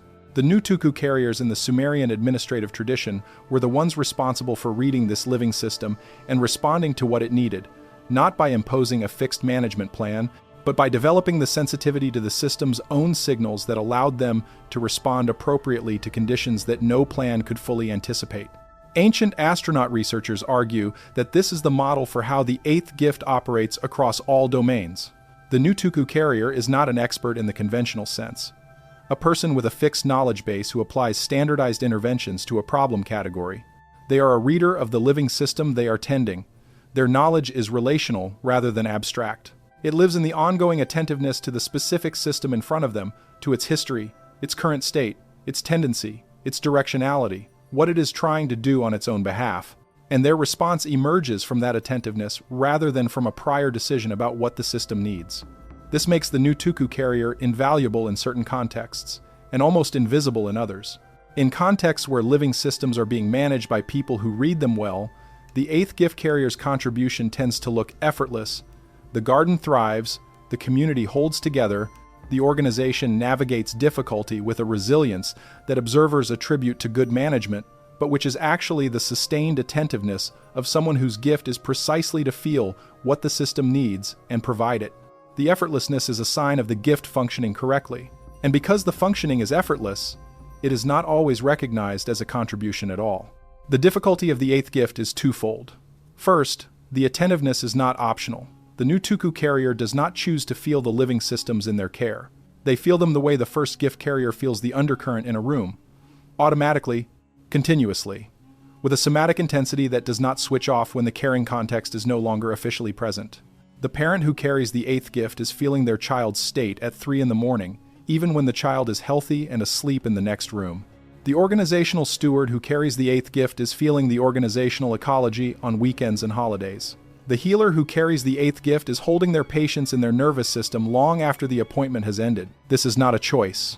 It is how the gift works. Second, the 8th gift carrier is consistently asked to care for things that are not sustainable, to tend systems that have been structurally undermined in ways that no amount of stewardship can remedy. The living system that is being depleted faster than any new Tuku response can restore it. The community that is being dispersed by forces that the Covenant Weaver cannot hold together. The tradition that is being abbreviated faster than the Nar-Lugal carrier can transmit it. The ecosystem that is being converted faster than the gardener can nurture its resilience. In these contexts, the 8th gift becomes not the capacity for effortless flourishing, but the capacity for remaining present with what is dying, for bearing witness to the ending of a living system with clarity and care, for not looking away from the loss and not pretending it is not happening. This is the hardest version of the 8th gift, The stewardship that cannot prevent the ending but that can ensure the ending is witnessed honestly, that what was alive is honored for having been alive, that the seeds that can be saved are saved, and that the ground that remains is prepared for what will grow when the conditions allow. The Sumerian tradition says to the one who carries the eighth gift, tend what is alive, feel what it is trying to do, provide what it needs to do that more fully. And when what is alive is ending, stay present with the ending. What Enki placed in you is not the ability to prevent death. It is the ability to keep life alive as long as life is possible, and to carry the seeds of what was living forward into the conditions that come after. This is the stewardship of the long view, and it is more difficult and more valuable than any single act of rescue. The ninth gift is the last one named in the Sumerian classification, and it is the one the tablets approach most carefully. Not because the others are easy to approach and this one is difficult. All 9 are treated with a certain precision, a certain care about what is being claimed and what is not being claimed. But the ninth gift requires the most careful framing because it is the gift that touches the deepest question in the Sumerian tradition, what the Lulu were ultimately for, what the extended project of their existence was designed to produce. The Sumerian term is Zikalam Ma, which appears repeatedly in the great mythological cycles, with a meaning that shifts depending on context. In one register, it translates as the life of the land, the vitality of the human domain, the essential animating principle of civilization. In another register, and this is the register that ancient astronaut researchers focus on, it translates as the soul of the land's becoming, the soul in a state of becoming, consciousness in the act of expanding into something it was not before.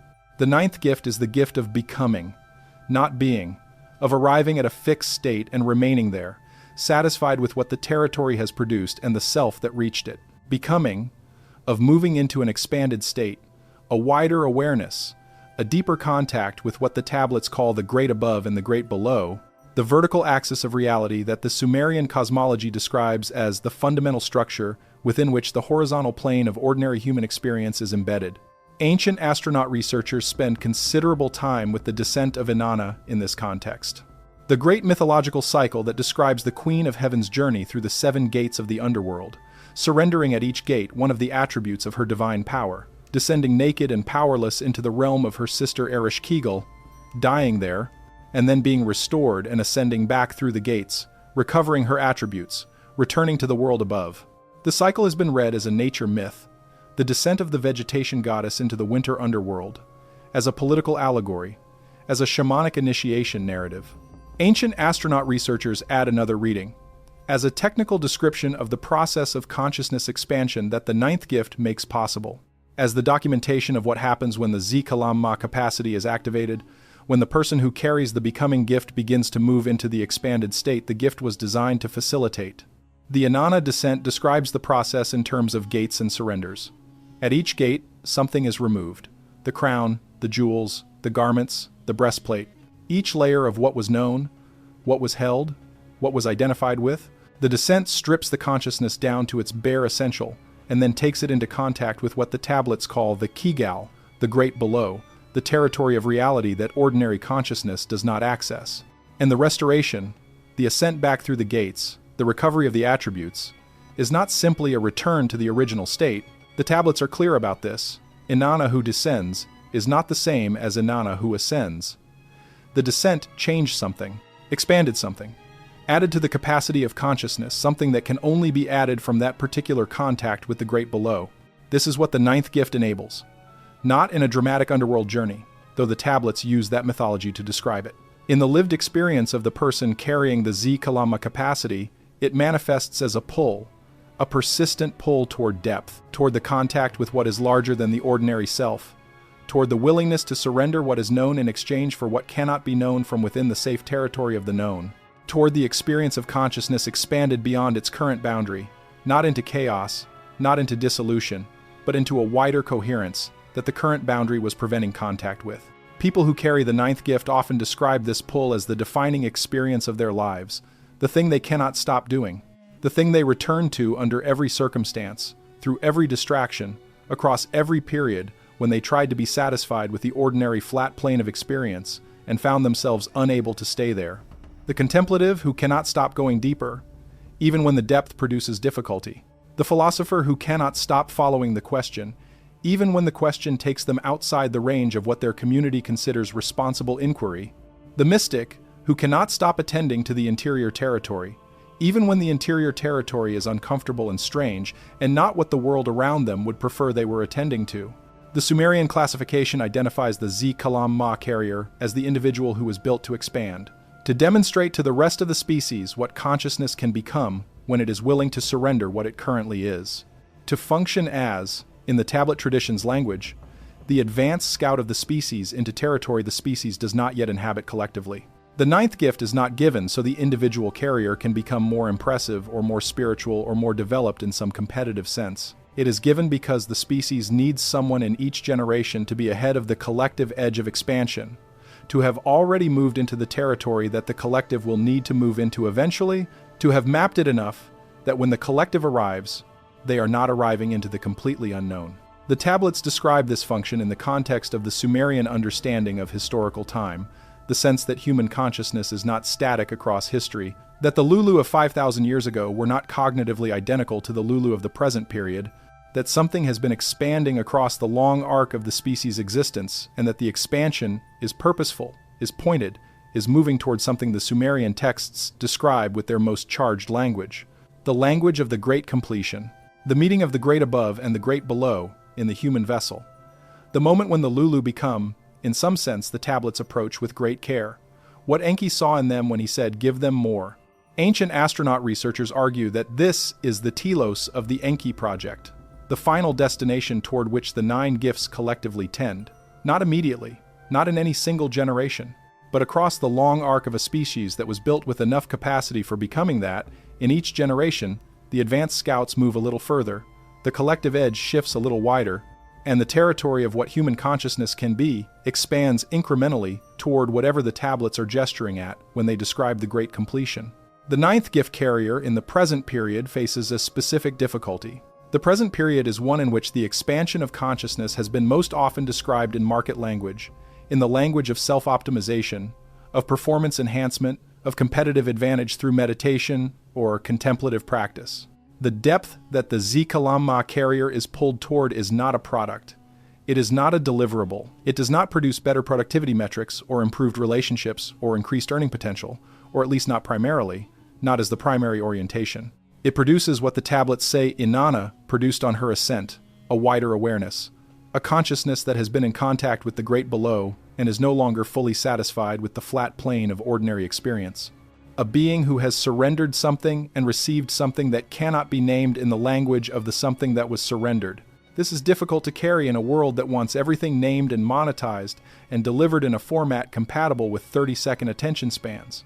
The 9th gift carrier is the one who keeps insisting on the depth even when the surface is more convenient, who keeps returning to the great below even when the great above is busy and loud and full of more immediately satisfying input, who carries, in their nervous system, the pull toward becoming that Enki placed there as the final instruction to the species. Keep expanding. Keep going deeper. What you are is not the limit of what you can become. The tablets say to the one who carries the 9th gift, the pull you feel is real. The descent that frightens you is the descent that changes you. What you are being called toward is not danger. It is the territory the species needs someone to enter first. Go. Surrender what you know for what you cannot yet know. Come back changed, and when you come back, tell us what you found. 9 gifts, 9 types, 9 shapes of mind and capacity and somatic knowing that the Sumerian classification identifies as the complete set of functions that any civilization capable of surviving across long historical time must carry distributed across its population. Now that all 9 have been described, it is worth stepping back from the individual descriptions and looking at the system they form together. Because the Sumerian classification is not 9 separate things. It is one thing expressed in 9 ways, and what it is one thing of is a question the tablets address with a care and an indirection that suggests the Sumerians understood they were approaching the edge of what language can carry. The Nippur tablet tradition uses a phrase that appears in multiple contexts, in the mythological cycles, in the temple hymns, in the administrative records, even in the mathematical texts that seem at first to have nothing to do with questions of human nature. The phrase is Gish-Hur and Ki, which translates literally as the plan of heaven and earth, the design, the blueprint, the ordering principle that the Sumerian universe was structured around, and that Enki, in the creation narrative, was the one who understood most completely. Ancient astronaut researchers argue that the 9 gifts are the Gish-Hur and Ki, expressed in human form. The 9 functions required for a living system, not just a human civilization, but any living system of sufficient complexity to sustain itself through time, adapt to changing conditions, and move toward greater coherence, rather than toward entropy. The plan of heaven and earth is a principle of organized complexity, and the Lulu were built to carry that principle inside them, distributed across 9 types so that wherever the Lulu went, whatever circumstances they encountered, whatever historical period they were living through, the full range of functions that organized complexity requires would be present in their community. This is why the Sumerian classification does not rank the gifts. You cannot rank the functions of an ecosystem. You cannot say the decomposers are less important than the producers, or that the predators are more valuable than the pollinators, or that the trees matter more than the fungi. Each function is necessary. Each one is what makes the others possible. The 9 gifts form an ecosystem of human function. And an ecosystem with missing functions is not a smaller ecosystem. It is a failing ecosystem. The modern world has produced a comprehensive taxonomy of human gifts in the form of psychological research, cognitive science, educational theory, organizational behavior, personality systems. Some of this research is serious and rigorous. Some of it is pattern matching dressed in scientific language. But virtually all of it shares a structure that the Sumerian classification does not share. Virtually all of it produces rankings. Types are more or less adaptive, more or less desirable, more or less associated with positive outcomes. Some cognitive styles are treated as deficits. Some personality configurations are treated as disorders. Some ways of being human that fall outside the current social consensus of optimal functioning are treated as deviations from a norm that itself reflects the particular requirements of a particular historical moment in a particular economic system. The Sumerian classification does not work this way.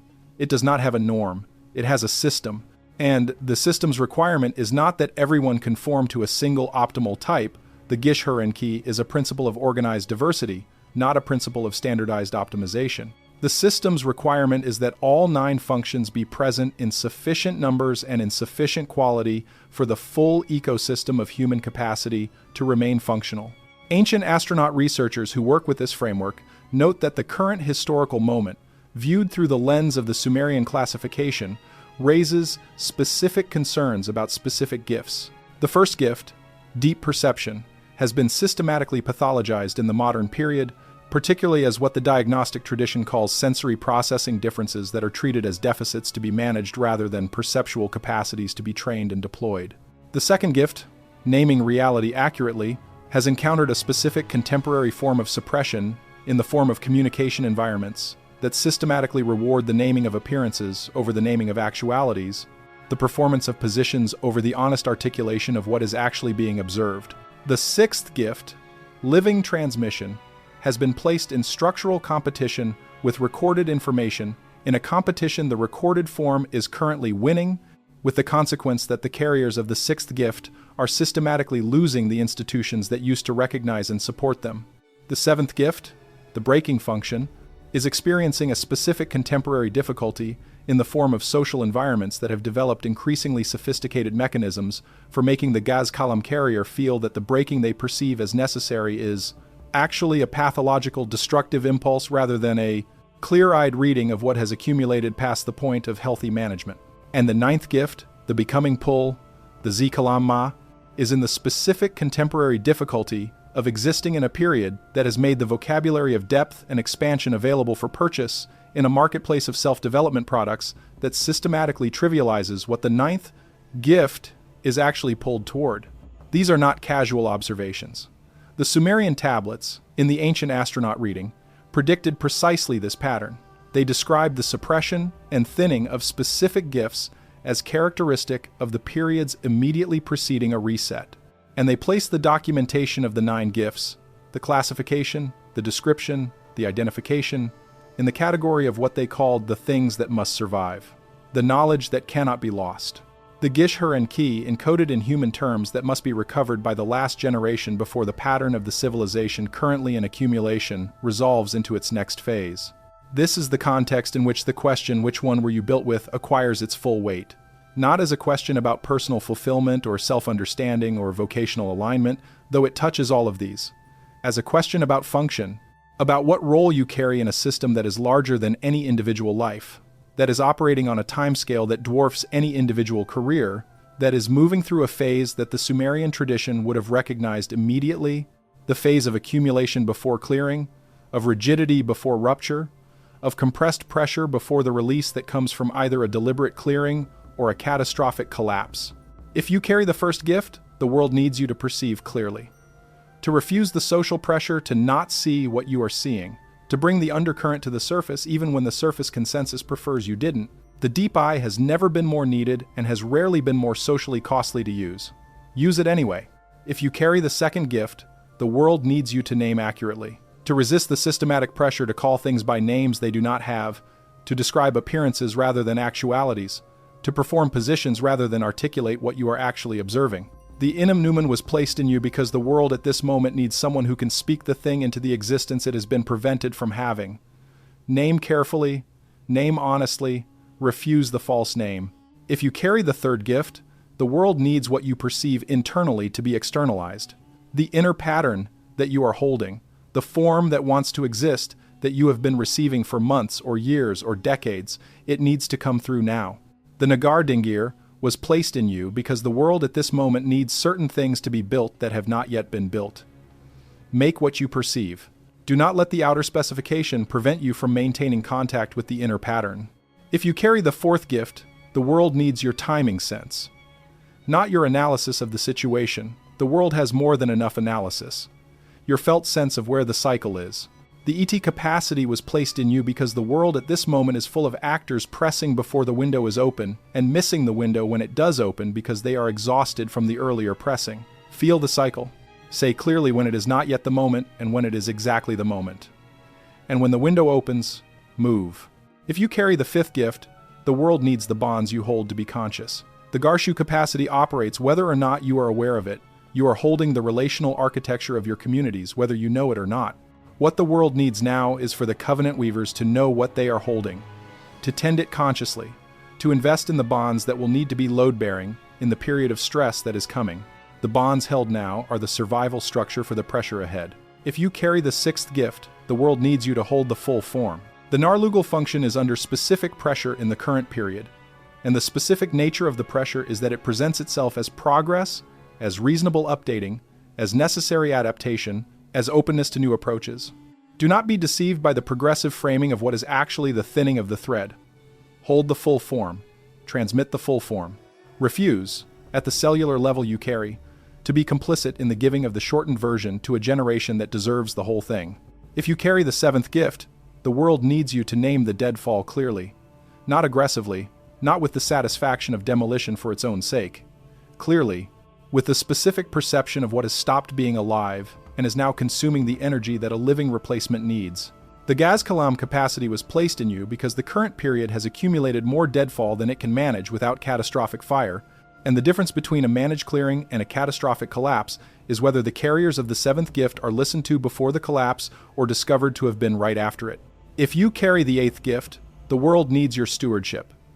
Of the specific living systems in your immediate care, of the children, the communities, the ecosystems, the traditions, the organisms, the relationships that are in your field and that your new Tuku capacity is already attending to whether you are officially assigned to steward them or not.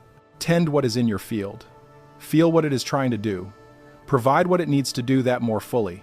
And prepare the ground, always, for the next generation of tenders. Because stewardship that does not transmit itself is stewardship that ends with the steward. If you carry the ninth gift, the world needs you to keep going. The Zikalamma capacity was placed in you precisely because the territory you are pulled toward is the territory the species needs someone to enter. Do not mistake the difficulty of the descent for evidence that the descent is wrong. The difficulty is part of the design. What is stripped away in the descent is what was preventing the expansion. Surrender it. Go into the great below. Come back expanded. Tell us what you found. And across all 9 types, the Sumerian classification says one thing that is easy to miss in the individual descriptions. It says that the recognition of your gift is not only for your own benefit, it is for the benefit of the system. Because a person who carries a gift without knowing they carry it tends to use it badly, or hide it, or deploy it only partially, or be ashamed of it when the social context does not affirm it. A person who knows what they carry and understands why they carry it, who understands themselves not as a personality type to be optimized, but as a function in a living system that requires that function, this person carries their gift differently. They carry it as a responsibility, as something that was given to them for a reason larger than their individual flourishing, as something that connects them backward to the craftsman who placed it inside them and forward to the generations that will need what they carry to have been carried well. The tablets say this in the Eridu tradition with a precision that the translation cannot fully preserve, but that comes through clearly enough. You are the instrument. The gift is the music. Do not spend your life being ashamed of the instrument. Learn what it plays. Play it well. The music was needed before you arrived, and it will be needed after you are gone, and the time you have to play it is not endless. This brings the Sumerian classification to its final and most difficult teaching, which is not about the 9 gifts individually, and not about the system they form collectively, but about the moment in which the classification is being recovered. The moment in which these tablets are being read, the moment in which this particular question, which one were you built with, is being asked by a sufficient number of people in a sufficient number of places, that the asking itself becomes a signal. The signal of what the Sumerian tradition is specific about. The tablets that deal with the recovery of the Gishur-Enki, the recovery of the plan of heaven and earth in human awareness, describe it as a marker of a specific phase in the long cycle.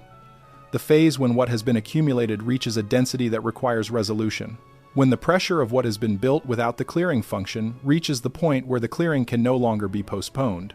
When the thinning of the thread reaches the critical threshold where either the Nar-Lugal carriers find each other and reinforce the transmission, or the thread breaks entirely. Ancient astronaut researchers who study the tablet tradition carefully have noted that the descriptions of this phase in the Sumerian record are descriptions of the present period with an accuracy that is either coincidental or precisely what the tradition claims it is.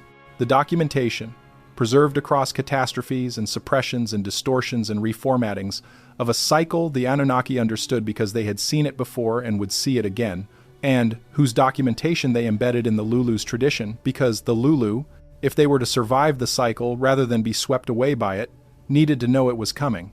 What was coming was not a single event, not a particular catastrophe or a particular technology or a particular geopolitical configuration. What was coming was a phase, a threshold moment in a very long cycle, in which the gifts that had been suppressed, pathologized, abbreviated, and systematically undervalued would suddenly become urgently necessary, in which the deep perceivers, the accurate namers, the pattern makers, the cycle readers, the covenant weavers, the tradition carriers, the sacred breakers, the living stewards, and the consciousness expanders would find themselves simultaneously in demand and under greater pressure than any previous generation to abandon what they carry in favor of what the collapsing system requires. The Sumerian tradition says this moment is a test, not a test of individual courage, though courage is required, a test of whether the gifts held in the species are still functional, whether the carriers of the 9 gifts know what they carry, whether the system Enki built into humanity, with the full weight of his craftsman's conviction that the species could become more than a minimum viable workforce, has been maintained at sufficient integrity across the intervening millennia to do what it was designed to do. The answer is not yet determined. The tablets say the outcome is genuinely open. The same tablets that describe the cyclical resets also describe the possibility of a different resolution, not a reset but a passage, a phase transition rather than a collapse. A moment of sufficient clarity in sufficient carriers, at the right point in the cycle, that the threshold is crossed differently. Not without difficulty, not without the clearing that the 7th gift has been reading as necessary for decades, but without the catastrophic version of the clearing that happens when the Gaz Kalam function has been ignored too long and the accumulation resolves itself. Whether the passage, rather than the collapse, is possible in the current phase is, in the Sumerian tradition, precisely the question the 9-gift classification is being recovered to answer. The answer depends on how many people know what they carry, how many Nar-Lugal carriers are holding the full form, how many Iniman speakers are naming what is actually happening rather than what the collapsing system wants called by false names, how many Zikalama carriers are doing the descent rather than buying the packaged version of depth that does not require the surrender. The answer depends, in other words, on you, not you as an abstraction. You as the specific person who has listened to this entire account and recognized something in one of the 9 descriptions, who felt the particular recognition, Not just intellectual agreement, but the deeper recognition, the Gishkim responding to its own description, that comes when you hear your own capacity named for the first time in a language that is large enough to hold it. That recognition is data, not about your personality, about your function, about what role you carry in a system that is, right now, in the phase where that role matters more than it has mattered in a very long time. Enki, in the tablet tradition, looked at the clay vessel and the divine blood and said, "This is not enough. Give them more." And he gave them more, all 9 kinds of more, because he understood that the species he was building was going to need to carry something across a very long period, through very difficult circumstances, against very consistent pressure to abandon the carrying. And he made them capable of carrying it. The question is whether the carriers know what they are carrying. You do now. There is a section of the Sumerian tradition that receives less attention than the mythological cycles and the administrative tablets, and it is the section that ancient astronaut researchers find most useful in understanding the full implication of the 9-gift classification. These are the tablets called the Nar enthronement texts, the records of occasions when a new king or a new high priest in the Sumerian temple system was formally installed.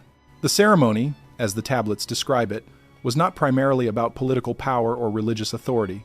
It was about gift recognition, about the formal acknowledgement by the institution of which gift the incoming leader carried, and the articulation of what that gift required of the institution in terms of support, challenge, and accountability.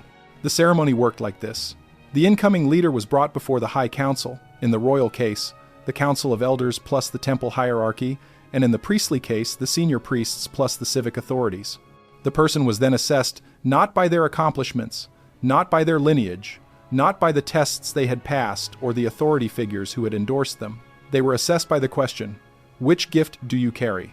And the assessment was conducted not by asking the candidate to describe their abilities, that would be too susceptible to performance and strategic presentation, but by giving the candidate a series of structured situations and observing the response. The structured situations were designed to produce spontaneous, unrehearsed responses that would reveal the gift. The deep eye carrier would perceive what was not obviously present in the situation. The naming gift carrier would articulate what was happening in language that reorganized the way everyone present understood the situation. The making gift carrier would immediately begin configuring the available materials into something that addressed the situation's requirements. The timing gift carrier would say nothing, and then say exactly the right thing at exactly the right moment. The binding gift carrier would feel what the relationships in the room required and act to address those requirements almost before anyone had articulated what was needed. The carrying gift carrier would reference the precedent, the relevant tradition, the applicable teaching, the historical parallel that placed the situation in the context of what had been known before. The breaking gift carrier would name what was dead in the room, what was maintaining a form that was no longer functional, with a precision that made the dead weight visible to everyone. The tending gift carrier would attend first to the living systems in the room, the actual people, their actual states, what they actually needed in this actual moment, before attending to the abstract problem. And the becoming gift carrier would perceive the deeper dimension of the situation, what it meant at the level below the immediate event, what it was a signal of in the larger pattern, what it required of consciousness rather than only of action. The council read the responses and named the gift. And then, and this is the part ancient astronaut researchers find most striking, the council made explicit commitments about how the institution would support the specific gift they had just recognized. How the system would create conditions for this gift. The enthronement was not only the recognition of the gift, it was the institution's commitment to the gift. This is a form of social organization that the modern world has almost entirely abandoned. The modern institution recognizes competencies, credentials, track records, demonstrated performance against measurable targets. It does not recognize gifts in the Sumerian sense, does not attempt to identify what capacity a person was built with at the deepest level of their nature and then configure the institutional context to allow that capacity to function. The modern institution hires for fit, and fit means fitting the existing institutional structure, not configuring the institutional structure to hold the gift that the arriving person carries. The consequences of this difference are visible everywhere in the modern organizational world. The deep eye carrier, who is hired for their perceptual acuity and then placed in a role that requires them to produce a fixed volume of standardized output, suppressing the perceptual process that takes the time it needs to take. The naming gift carrier, who is hired for their communication ability and then placed in a communication function that requires them to produce messaging aligned with the official account rather than the accurate account. The making gift carrier, who is hired for their creativity and then placed in a creative function whose output is constrained by market research that eliminates the inner pattern perception before the pattern can be realized.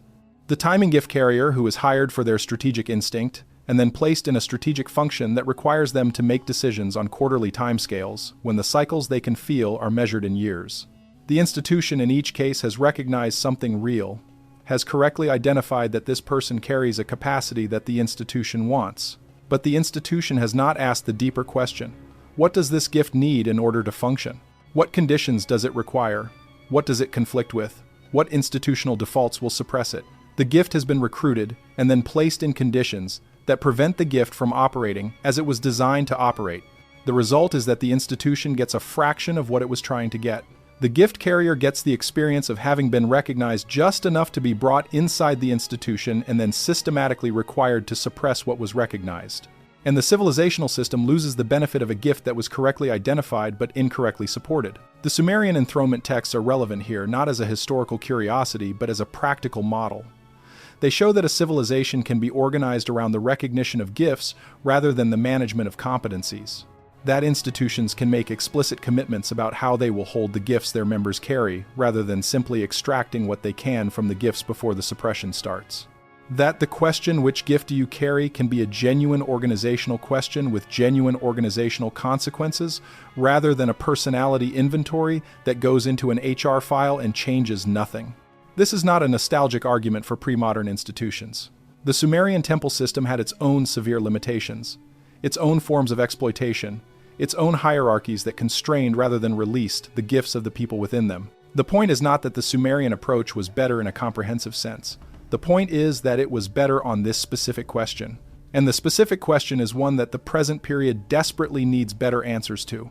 Because the present period is one in which an unprecedented number of gift carriers are recognizing what they carry, are asking which one was I built with and arriving at answers that have the quality of genuine recognition rather than aspiration, and are simultaneously finding themselves in institutional and social contexts that are not designed to hold those gifts, are finding themselves in the old dilemma of the deep eye carrier who cannot stop seeing the undercurrent and works in an environment that requires the pretense that there is no undercurrent, of the naming gift carrier who cannot call the thing by a false name and works in an environment where calling things by their true names has been made professionally costly, of the breaking gift carrier who correctly identifies the deadfall and works in an environment where identifying the deadfall is treated as negativity rather than as the accurate reading it actually is.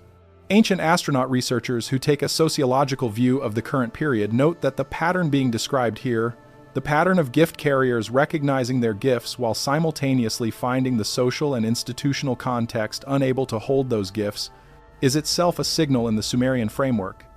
It is the pattern that appears in the tablets before the phase of greatest stress, before the pressure that the accumulation of rigid forms produces reaches the point of rupture. The carriers begin to recognize themselves before the rupture because the recognition is what allows them to function as the rupture approaches rather than being swept away by it.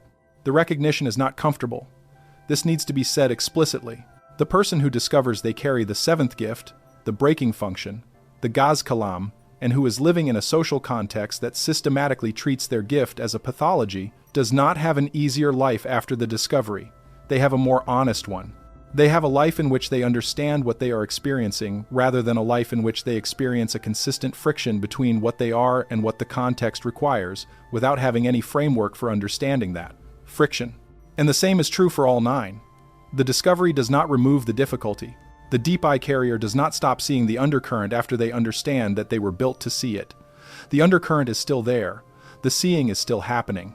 The difficulty of living with a perception that the social consensus does not affirm is still real. What changes is the relationship to the difficulty. What changes is the interpretation of the experience, the difference between experiencing the gift as a burden imposed by a design flaw and experiencing it as a burden imposed by a design that understood something the social consensus of the present period does not.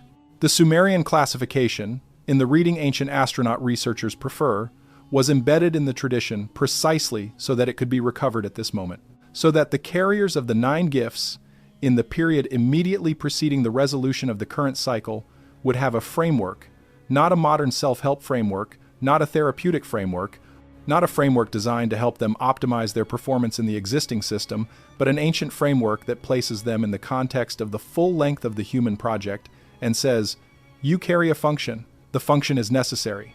The difficulty you are experiencing is not evidence that you are wrong. It is evidence that you are a particular type of instrument being used in a context that was not designed for your type of instrument. Understand the instrument. Play it well. The music was needed before you arrived, and it will be needed after you are gone, and the time between is what you have. The tablets that describe the 9 gifts do not exist, all in one place, in a single clean text that was recovered and translated and published in a form that can be directly cited. The classification is reconstructed. It is assembled from fragments, from the mythological cycles that describe the Anunnaki and the Lulu, from the administrative records that show specific functional roles in the Sumerian temple system, from the omen texts that identify certain human behaviors as signals of certain innate configurations, from the hymns that praise specific divine functions in terms that, when read carefully, describe the same 9 categories that appear in the more explicitly human-focused texts. Ancient astronaut researchers who work with this material are not claiming a perfect translation of a single unified tablet. They are claiming a pattern that is consistent across enough different textual traditions, from enough different periods in the Sumerian literary record, from enough different geographic centers of Sumerian cultural production, that the pattern itself is what matters. Not whether every specific citation can be traced to a single source, whether the pattern holds across the sources, whether the picture that assembles from the fragments is internally consistent, is predictive of the human experiences that the people who carry these gifts describe, is compatible with what other ancient traditions describe when they approach the same questions from their own angles. It is. That is the argument ancient astronaut researchers make when they present the 9-gift classification. Not that the Sumerian tablets contain a complete, polished, systematic 9-part taxonomy that can be directly quoted. That the Sumerian tablets, taken together, describe a specific understanding of human diversity that maps onto the experiences of people who carry these specific capacities with a consistency that is difficult to explain as coincidence. The Book of Enoch, in the section that describes the Watchers, the fallen Anunnaki, or the rebel angels, depending on which tradition is translating, contains a passage that is interesting in this context. The Watchers are described as having taught humanity specific arts. The text lists the arts: metalworking, cosmetics, the use of roots and plants, the reading of celestial signs, enchantments, and several others that vary depending on which manuscript tradition is being followed. Ancient astronaut researchers have noted that the arts ascribed to the Watchers map approximately onto the gift types of the Sumerian classification. The reading of celestial signs is the timing gift. The metalworking and craft is the making gift. The enchantments, the capacity to affect reality through spoken forms, is the naming gift. The roots and plants, the pharmacopoeia, the knowledge of living systems, is the tending gift. The Enochian material was transmitted through a completely different cultural channel than the Sumerian material. It arrived in the Dead Sea Scrolls tradition, in the Ethiopian Christian tradition through the Book of Enoch that survives in Ge'ez, in fragments from the Greek and Aramaic manuscript traditions.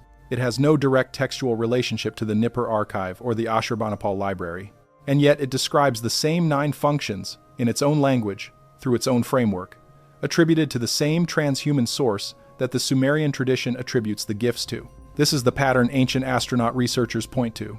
Not one tradition, multiple traditions, separated by geography and language and cultural context, all describing the same classification. All saying, in their different ways, that the range of human capacities is not random, that the distribution of gifts across the human species is patterned, that the pattern was placed there, and that understanding the pattern, knowing which gift you carry and why, and what it requires of you, is part of the information the civilization needs in order to navigate the phases of the long cycle. The Hermetic tradition, which draws on both Egyptian and Greek sources, and which ancient astronaut researchers trace to the same original transmission as the Sumerian material, approaches the 9 gifts through the doctrine of the pneuma, the breath spirit that was given to human beings at the moment of their creation, and that carries in each individual the particular quality of the divine function associated with their type. The Hermetic texts are more explicitly hierarchical than the Sumerian classification. They do rank the pneumata, do suggest that some are more developed, more aligned with the divine source, but the underlying structure is the same. 9 types, 9 functions, 9 shapes of human-divine interface, distributed across the species, each one serving a function in the whole that the others cannot serve. The Vedic tradition's understanding of the gunas and the dharma of individual types, the Chinese five-element system in its full form, extended to 9 stages rather than 5, the Kabbalistic Sephirot in their application to human types, the Sufi traditions of the nafs, the stages of the soul, in their more refined formulations, all of these touch, from their own directions, the same classification that the Sumerian tablets preserve in their most concrete and least metaphorically elaborated form. This convergence is not evidence that all these traditions copied from each other. In most cases, the historical lines of transmission do not support direct copying. Ancient astronaut researchers argue the convergence is evidence that all these traditions are drawing on the same original source, a source that predates any of the surviving textual records, a source that transmitted the same fundamental understanding of human diversity to the different civilizational streams that became the world's surviving wisdom traditions. What was the source? The tablets say it was Enki, the craftsman, the one who looked at the clay vessel and the divine blood and said, "This is not enough." The one who added the 9 gifts to the minimum viable design, because he understood that a species capable of carrying the Gish, Hur, and Ki, the plan of heaven and earth, across the long cycle of historical time, needed to carry it in all 9 ways simultaneously, distributed across the population, so that no single catastrophe could eliminate the full range of functions. This is a specific claim. It is a claim that can be engaged with seriously or dismissed as mythology. Ancient astronaut researchers choose to engage with it seriously, not because the claim is proven in the scientific sense, it is not, and they do not pretend it is, but because engaging with it seriously produces something useful. It produces a framework for understanding human diversity that is more generous, more complete, and more functionally oriented than most of the alternatives currently available. It produces a way of reading the gifts and difficulties of specific types of human experience that honors the gift while acknowledging the difficulty, rather than treating the gift as a compensation for the difficulty or the difficulty as evidence that the gift is pathological. And it produces the specific question that this entire account has been building toward. Knowing what you now know, knowing the full context of the classification, knowing the 9 types and what they carry, and what they struggle with, and what they are for, which one were you built with? Not which one would you like to be. Not which one would produce the best outcome in your current social and professional context. Which one were you built with? Which description, when you heard it, produced the quality of recognition that is different from intellectual agreement, the recognition that is below the level of opinion, that is in the body, in the nervous system, in the something that said yes. That is what this is. That is the name of this thing I have been carrying without a name. That recognition is the Gishkim responding, the mark reading its own description. Enki's classification, embedded in your nervous system at the moment of your making, or in the reading that does not require you to take the Anunnaki literally, embedded in your particular neurological configuration at the moment of your birth, shaped by genetics and early experience, and whatever else shapes the particular instrument you are, responding to the account that was preserved across 4,000 years of transmission so that it could reach you at this particular moment. The mark knows its name. You know it now. The question that follows the recognition is the practical one, not philosophical, not existential, in the abstract sense. Practical. What does this mean for how I live? What does knowing which gift I carry change about how I inhabit my days, make my decisions, understand my difficulties, navigate my relationships with people who carry different gifts, orient myself toward the work that this period of history is asking to be done? The Sumerian tradition has specific answers to each of these questions for each of the 9 types. But before those specifics, there is one answer that applies across all 9. It appears in the enthronement texts, in the context of the formal ceremony where the gift was named and the institution committed to holding it. The answer is not a recommendation or a strategy. It is a statement of ontological fact that the Sumerian tradition wanted the gift carrier to hear at the moment of recognition, because the hearing of it changed how the gift was carried afterward. The statement is this: the gift is not yours, you carry it. You are its current holder. But it belongs to the system, to the whole that the 9 gifts together constitute, and the system existed before you were born into it and will continue after you are gone from it. You did not earn the gift, you cannot lose it, you cannot exchange it for a different one. You can suppress it, damage it, fail to develop it, waste it, betray it, give it over to purposes it was not designed for, but you cannot unmake it.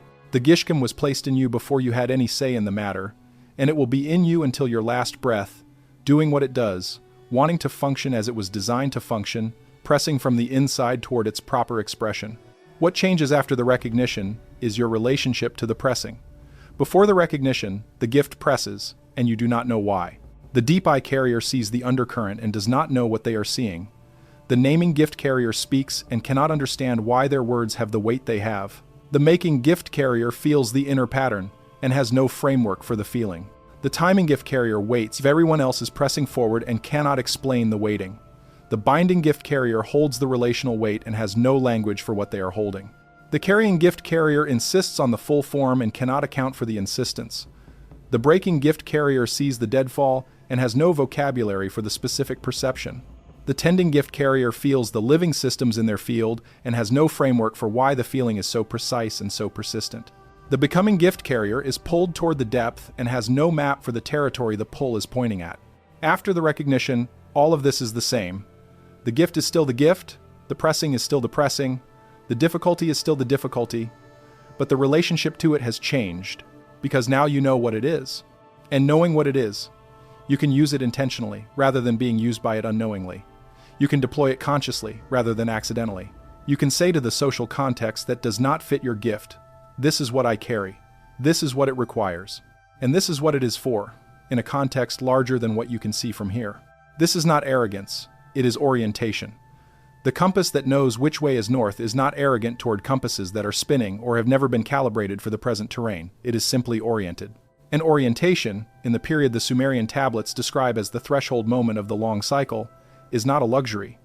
It is the difference between a gift that functions and a gift that does not. Between a carrier who carries well and a carrier who carries in confusion and shame and the grinding friction of a life spent pressing what they are against a world that requires them to be different from what they are. The Sumerian tradition contains one more teaching about the 9 gifts that has not yet been addressed in this account, and it is the teaching that complicates the entire classification in a way that the tablets seem to have intended as a complication.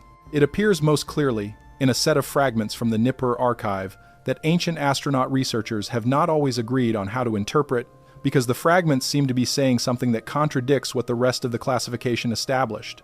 The fragments describe what happens when a carrier of one gift develops, over the course of a lifetime, significant capacity in a second gift. Not a primary gift, the gishkim, the mark, the dominant configuration remains what it is, but a secondary gift, a developed capacity that was not the gift the person was built with, but that was cultivated, trained, invested in, over enough time and with enough intentionality that it became a genuine operative capacity alongside the primary one. The tablets describe this as dai-bai, the second hearing. Not a contradiction of the first hearing, but an additional frequency. A second channel of perception or capacity that sits alongside the primary one, available to be called on when the situation requires it, enriching the primary gift without replacing it. Ancient astronaut researchers find this significant for several reasons. First, it suggests that the 9-gift classification is not a fixed architecture in the sense of a prison. It is a starting point, a primary configuration, that can be enriched over time by the deliberate development of secondary capacities. The deep eye carrier who develops the binding gift does not stop being a deep eye carrier. They become a deep eye carrier who can also hold the relational architecture of a group, which makes them more capable in specific contexts than either gift alone would make them. Second, the dai-bai teaching suggests that the relationship between gift carriers is not only one of complementarity, of 9 different types working together because each one has what the others lack, but also one of mutual development.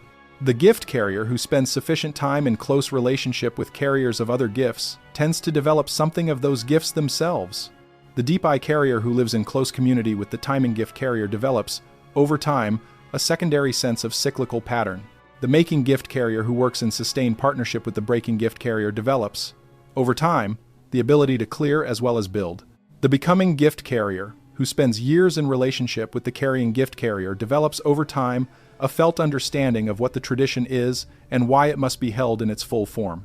This means that the 9-gift community, the group of people who carry the full range of functions and who are in sufficient ongoing relationship with each other that the gifts can interact, is more than the sum of its 9 types. It is a developmental environment, a context in which each carrier can develop secondary capacities from the proximity to primary carriers of those capacities, in which the overall functional range of the group expands beyond what 9 individual primary carriers could produce, because the sustained interaction of the gifts creates conditions for the Dai-Bai development in individuals who are willing to invest in it.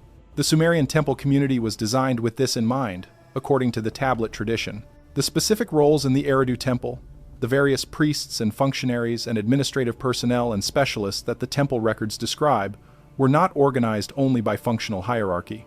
They were organized, in the deeper layer of the institution's design, to create the conditions for sustained interaction between the gift types. The Enumgal, the great speaker, was placed in regular deliberation with the Nar Lugal, the tradition carrier. The Nagar, the master craftsman, worked in physical proximity with the Gaz Kalam, the sacred breaker, because the making and the clearing are part of the same process, and the craftsman who cannot clear is a craftsman who will eventually run out of space. The Garshu, the covenant weaver, held the ceremonial space within which all the other gifts could interact, without the relational architecture collapsing under the weight of 9 different types trying to work together. Ancient astronaut researchers argue that this institutional design is precisely what is missing from modern organizations, and from modern communities more broadly. The modern institution is organized by function in the narrow sense, the job that needs to be done, not by the gift that the person doing the job carries, not by the interaction between gifts that the institutional design should be creating conditions for. And therefore, the Dai-Bai development, the enrichment of individual gift carriers through sustained proximity to carriers of other gifts, does not happen at the rate and the depth that would happen in a community organized around the 9-gift framework. This does not mean that Dai-Bai development does not happen at all. It happens. It happens wherever gift carriers end up in sustained relationship with people who carry different gifts, in families, in close friendships, in long-term creative partnerships, in communities of practice organized around a shared discipline. It happens most reliably where people know what they carry and therefore can engage intentionally with what the other person carries. Can say, I carry the deep eye and you carry the timing sense. And if I spend enough time and close enough relationship with how you experience cyclical pattern, I will develop a Dai-Bai capacity in that domain that I did not have before. This is the second teaching about living with the recognition of your gift. The first was, you are the instrument, not the music. Know what instrument you are and play it well. The second is, proximity to other instruments changes you. The Dai-Bai is not achieved by intellectual study of the other gift types. It is achieved by sustained presence in relationship with their carriers. By paying close enough attention, over long enough time, to how another type of instrument sounds and moves and responds, that something of its capacity migrates into your own. This is why the Sumerian classification, in the ancient astronaut reading, was not given to individuals in isolation. It was given to communities, not as a tool for individual self-knowledge that would be used privately, in isolation, to improve individual performance. As a community organizing principle, as the basis for the intentional structuring of human groups in ways that allow the full range of gifts to be present, to interact, to enrich each other, and to produce the Dai-Bai development that makes individual carriers more complete and the community more resilient. The recovery of the classification in the present period is therefore, in this reading, not only about individual recognition, it is about community formation, about the gathering of people who know what they carry and who are prepared to be in sustained relationship with people who carry different gifts, about the formation of 9-gift communities, not as a formal institutional project, not necessarily as an explicit organizational structure, but as the natural consequence of gift carriers recognizing each other and choosing proximity. This is what the Nippur fragments describe as the response to the thinning of the thread. Not a single great Nar Lugal carrier who will restore the full transmission alone. Not a single great Gaz Kalam carrier who will clear all the deadfall alone. Not a single great Zikalam Ma carrier who will expand consciousness to the necessary degree alone. A community. A distributed community of carriers who know what they carry and who are in sufficient relationship with each other that the full range of functions is active, available, and developing toward the Dai-Bai enrichment that sustained interaction produces. This community does not have to be geographically concentrated. The tablets describe the Sumerian temple system as the institutional container for this community. But the community itself is what matters, not the institutional container. The container changes with circumstances. The community is what persists. And in the present period, the community can form across geographic distances in ways that were not possible in the ancient world, can find itself, can recognize each other across the distances that would have made the finding impossible in any previous historical period. The recognition is the first step. Knowing which gift you carry is the first step. Finding the other carriers is the second.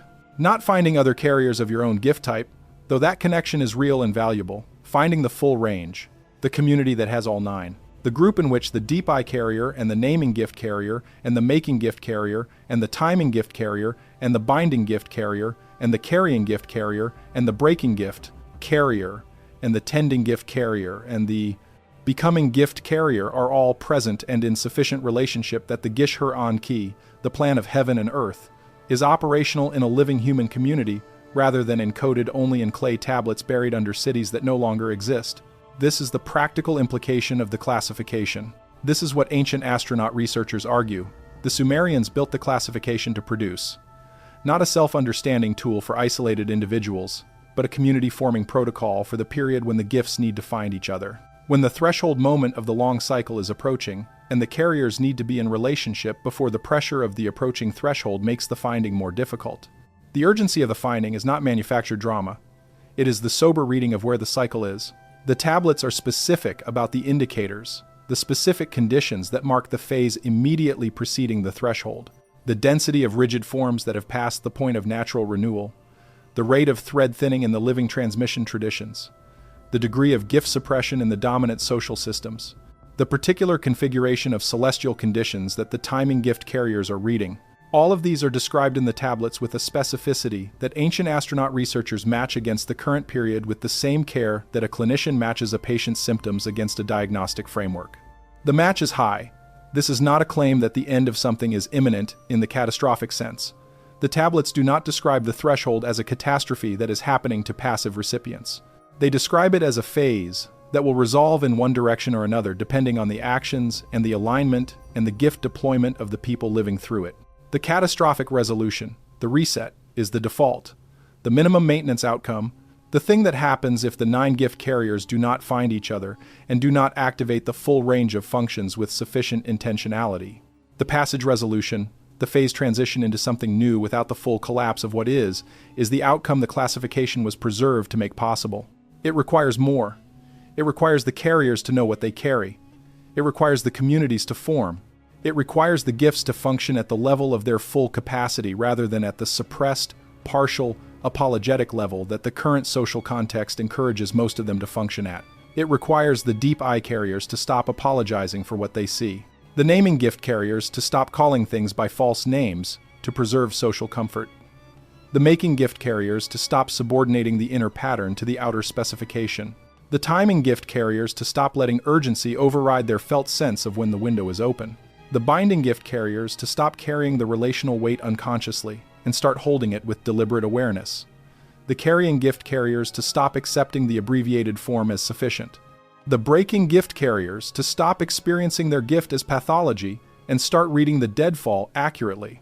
The tending gift carriers to stop depleting themselves in the service of systems that are not sustainable and to start tending selectively, with the wisdom that knows which living things can be saved and which ground needs to be prepared for what comes after. The becoming gift carriers to stop buying the package depth and to start doing the actual descent. All of this, at the same time, in community, in the mutual enrichment of the die-by development that proximity makes possible. This is the Sumerian answer to the question of what to do with the recognition. This is what the classification, preserved across the better part of 5,000 years through catastrophes and suppressions and reformatings, was preserved to say, not just which one were you built with, but now that you know, find the others, form the community, let the gifts interact, do the work the gifts were designed to do, together, in the period for which all of this was designed. There is a story in the tablet tradition that does not appear in the major mythological cycles, the ones that receive the most scholarly attention, the Enuma Elish and the Atrahasis and the Descent of Inanna and the Epic of Gilgamesh. It appears in a much smaller text, a fragment, really, recovered from the Nippur dig in a state that makes the beginning and the end uncertain. What survives is a middle section, clear enough to be translated with reasonable confidence, describing a scene that ancient astronaut researchers have returned to repeatedly because of what it seems to be doing. The scene is set at Eridu. Enki is present. There is a group of Lulu, the word used is Molu, which can translate as the new ones, or the ones just made, suggesting this is early in the history of the species. And the scene is not one of creation or instruction or ceremony. Enki is watching. The Lulu are doing things, working, talking, making, moving through the settlement, and Enki is watching them with what the tablet describes as nirgal, the great stillness, the quality of attention that is not doing anything but receiving everything. The fragment describes him watching a specific individual who is repairing a section of the mud brick wall that has crumbled. The individual is not doing the repair efficiently. They are doing it slowly, testing the consistency of the mud mixture, pressing their hand into the wall, and waiting, pressing again, adjusting the mixture, starting over. The work is taking much longer than a competent and efficient repair would take. And the individual seems unbothered by this. Seems, in the fragment's language, as if the slowness is the point. As if what is being looked for in the texture of the mud is not immediately apparent and requires the kind of patient contact that hurrying would prevent. Enki watches this for a long time. The fragment does not specify how long. At the end of the watching, it records a single thing that Enki says. Not to the individual, not to anyone in particular, a statement into the air of the early morning at Eridu. With the twin rivers in the distance and the temple rising behind him, the statement, in the most careful translation the fragment allows, is something like, "There it is," or "This is the one," or "That is what I put in them." And then the fragment ends, or rather the surviving portion of it ends, and whatever came after is lost to the 4,000 years of clay and flood and burial and recovery. Ancient astronaut researchers who discuss this fragment tend to use it as a closing image for discussions of the 9 gifts, and this account follows that tradition. Because what the scene describes is not a gift carrier performing the gift for an audience. Not demonstrating it, not deploying it for a specific purpose, not having it recognized by an institution.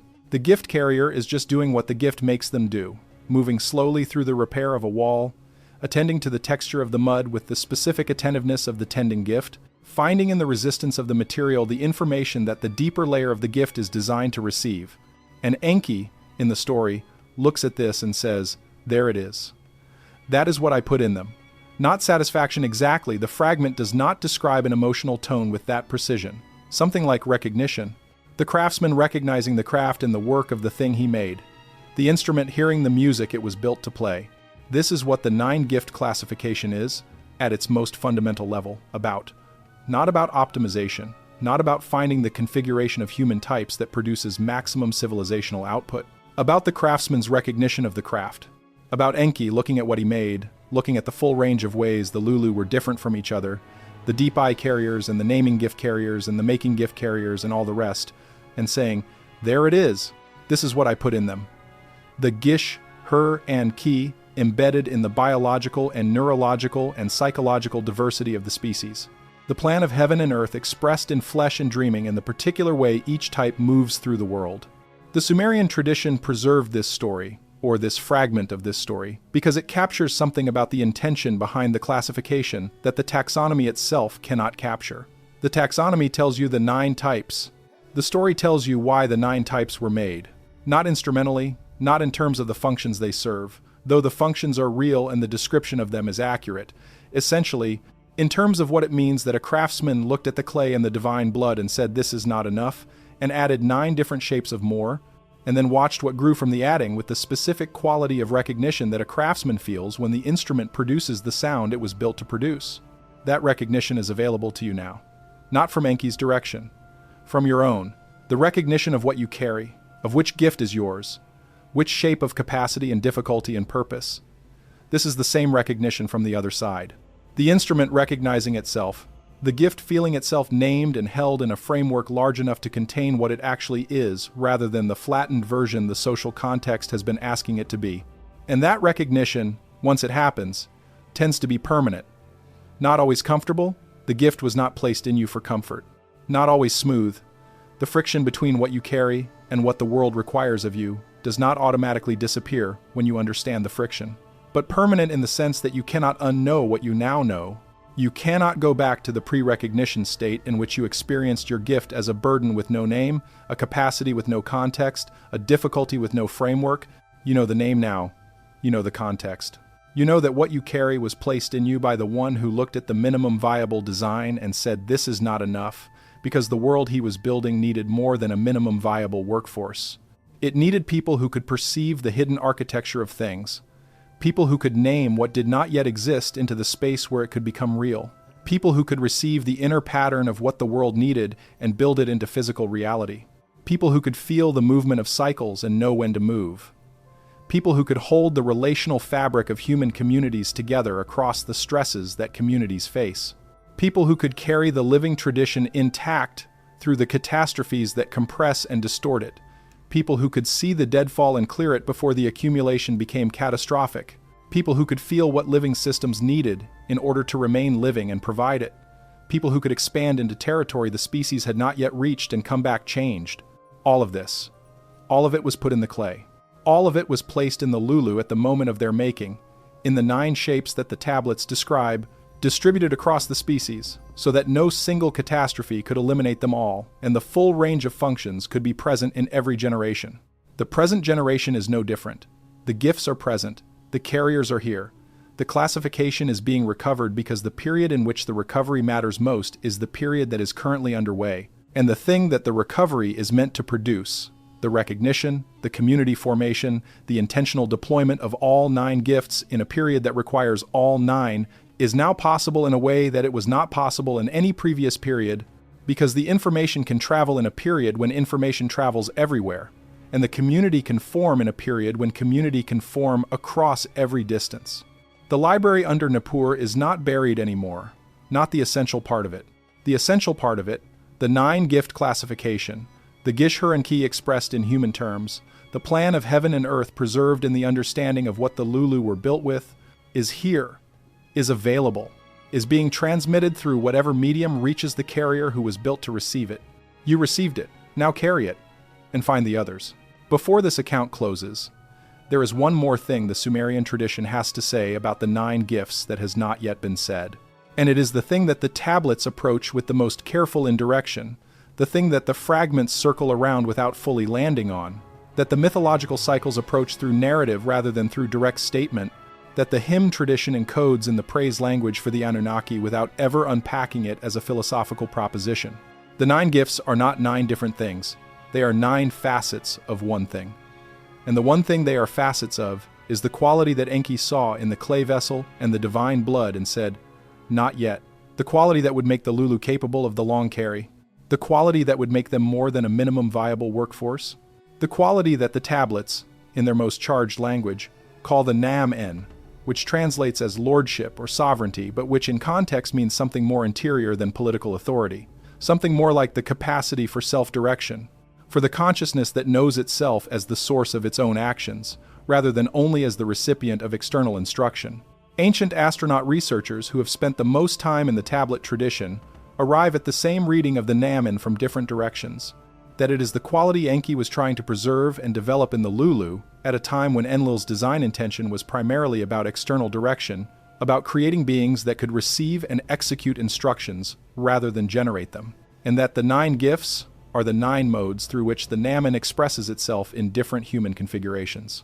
The deep eye is the Nam-En perceiving the world as it actually is rather than as it is presented. The naming gift is the Namen, asserting the true name of things against the false names that institutional authority prefers. The making gift is the Namen externalizing the inner pattern rather than the externally mandated design. The timing gift is the Namen moving when the cycle says to move rather than when the command says to move. The binding gift is the Namen creating social structure through covenant rather than through hierarchy. The carrying gift is the Nam-En maintaining the living transmission rather than accepting the officially archived version as sufficient. The breaking gift is the Namen clearing what has accumulated past the point of serving life rather than maintaining rigid forms out of institutional inertia. The tending gift is the Namen in relationship with the living systems it inhabits rather than extracting from them. The becoming gift is the Namen in the act of expanding toward what it was designed to eventually become. 9 expressions, 1 quality, the quality of the being that was built to be more than it was originally asked to be, that was designed, from the inside, to carry the Gish-Hur-Enki forward through whatever the cycle produces. To be, not a passive vessel that receives whatever impression the external world makes on it, but an active participant in the design of what comes next. This is the deepest claim of the Sumerian classification. Not that the 9 types are different, that the 9 types are all, at root, the same type. The type that carries the Namen, the type that was built for more than the minimum viable task. the type that Enki insisted on making despite the council's preference for a simpler design. The Lulu with the divine current inside them, expressing that current in 9 ways, all of which point toward the same thing. A species that was designed to know itself as the source of its own actions, to carry the plan of heaven and earth inside its own consciousness, to eventually become the thing that Enki could see in the clay and the divine blood, even when what was visible to everyone else was only the minimum viable workforce. You are that species. Whatever gift you carry, whichever of the 9 shapes of the Namen is your primary configuration, you are carrying the thing that Enki added when he said, "Not enough." The divine current in the clay vessel, the Gish-Hur-Anki, embedded in the biological diversity of a species that was made for the long carry. The present period is not the first time this is needed to be remembered. The tablets describe cycles of recovery and loss, of the classification being known and then suppressed and then recovered again, of each generation that recovers it, doing so in the context of a phase when the recovery mattered most. What makes the present recovery different?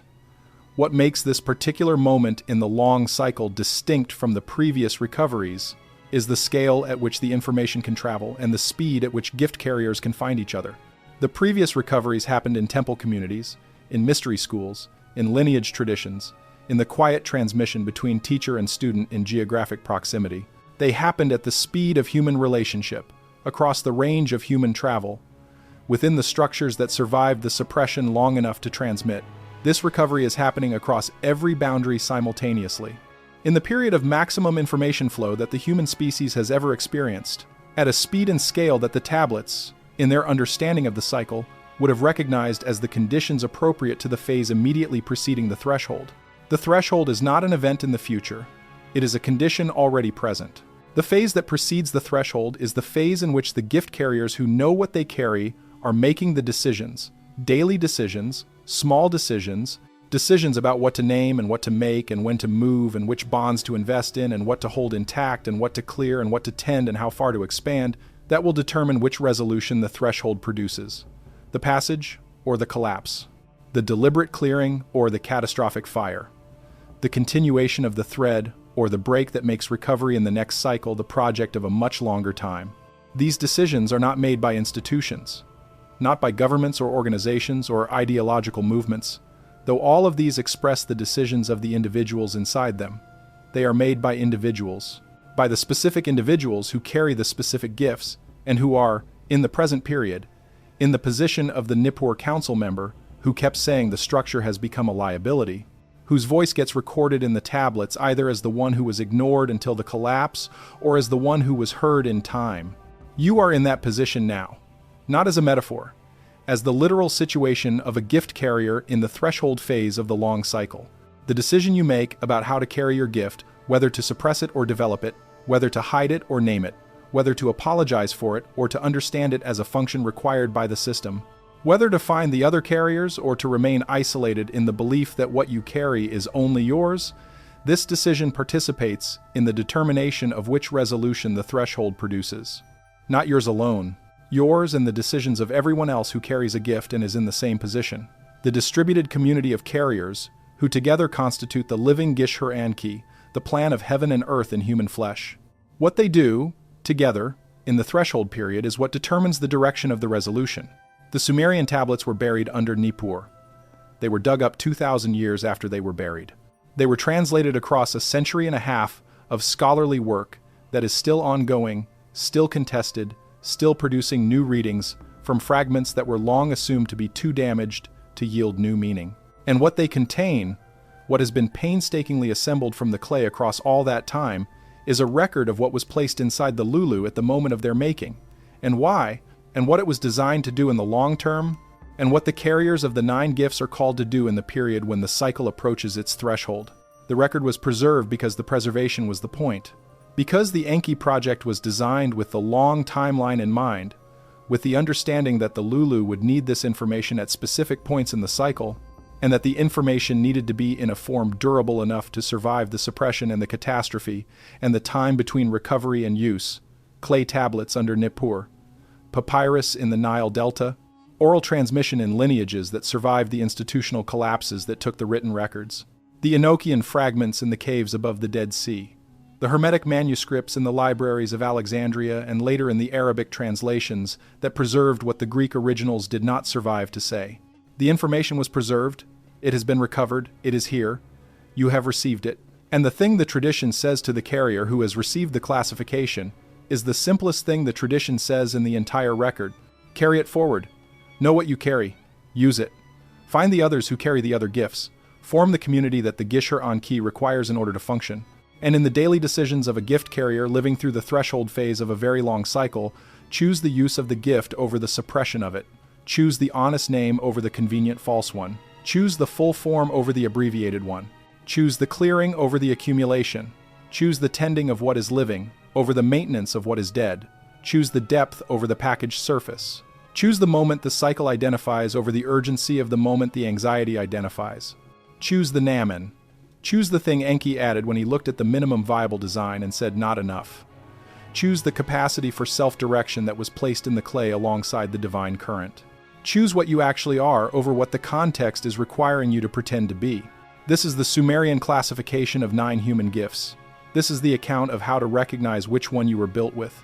And this, the tradition says at the end of its account, is what to do with the recognition. Carry it forward.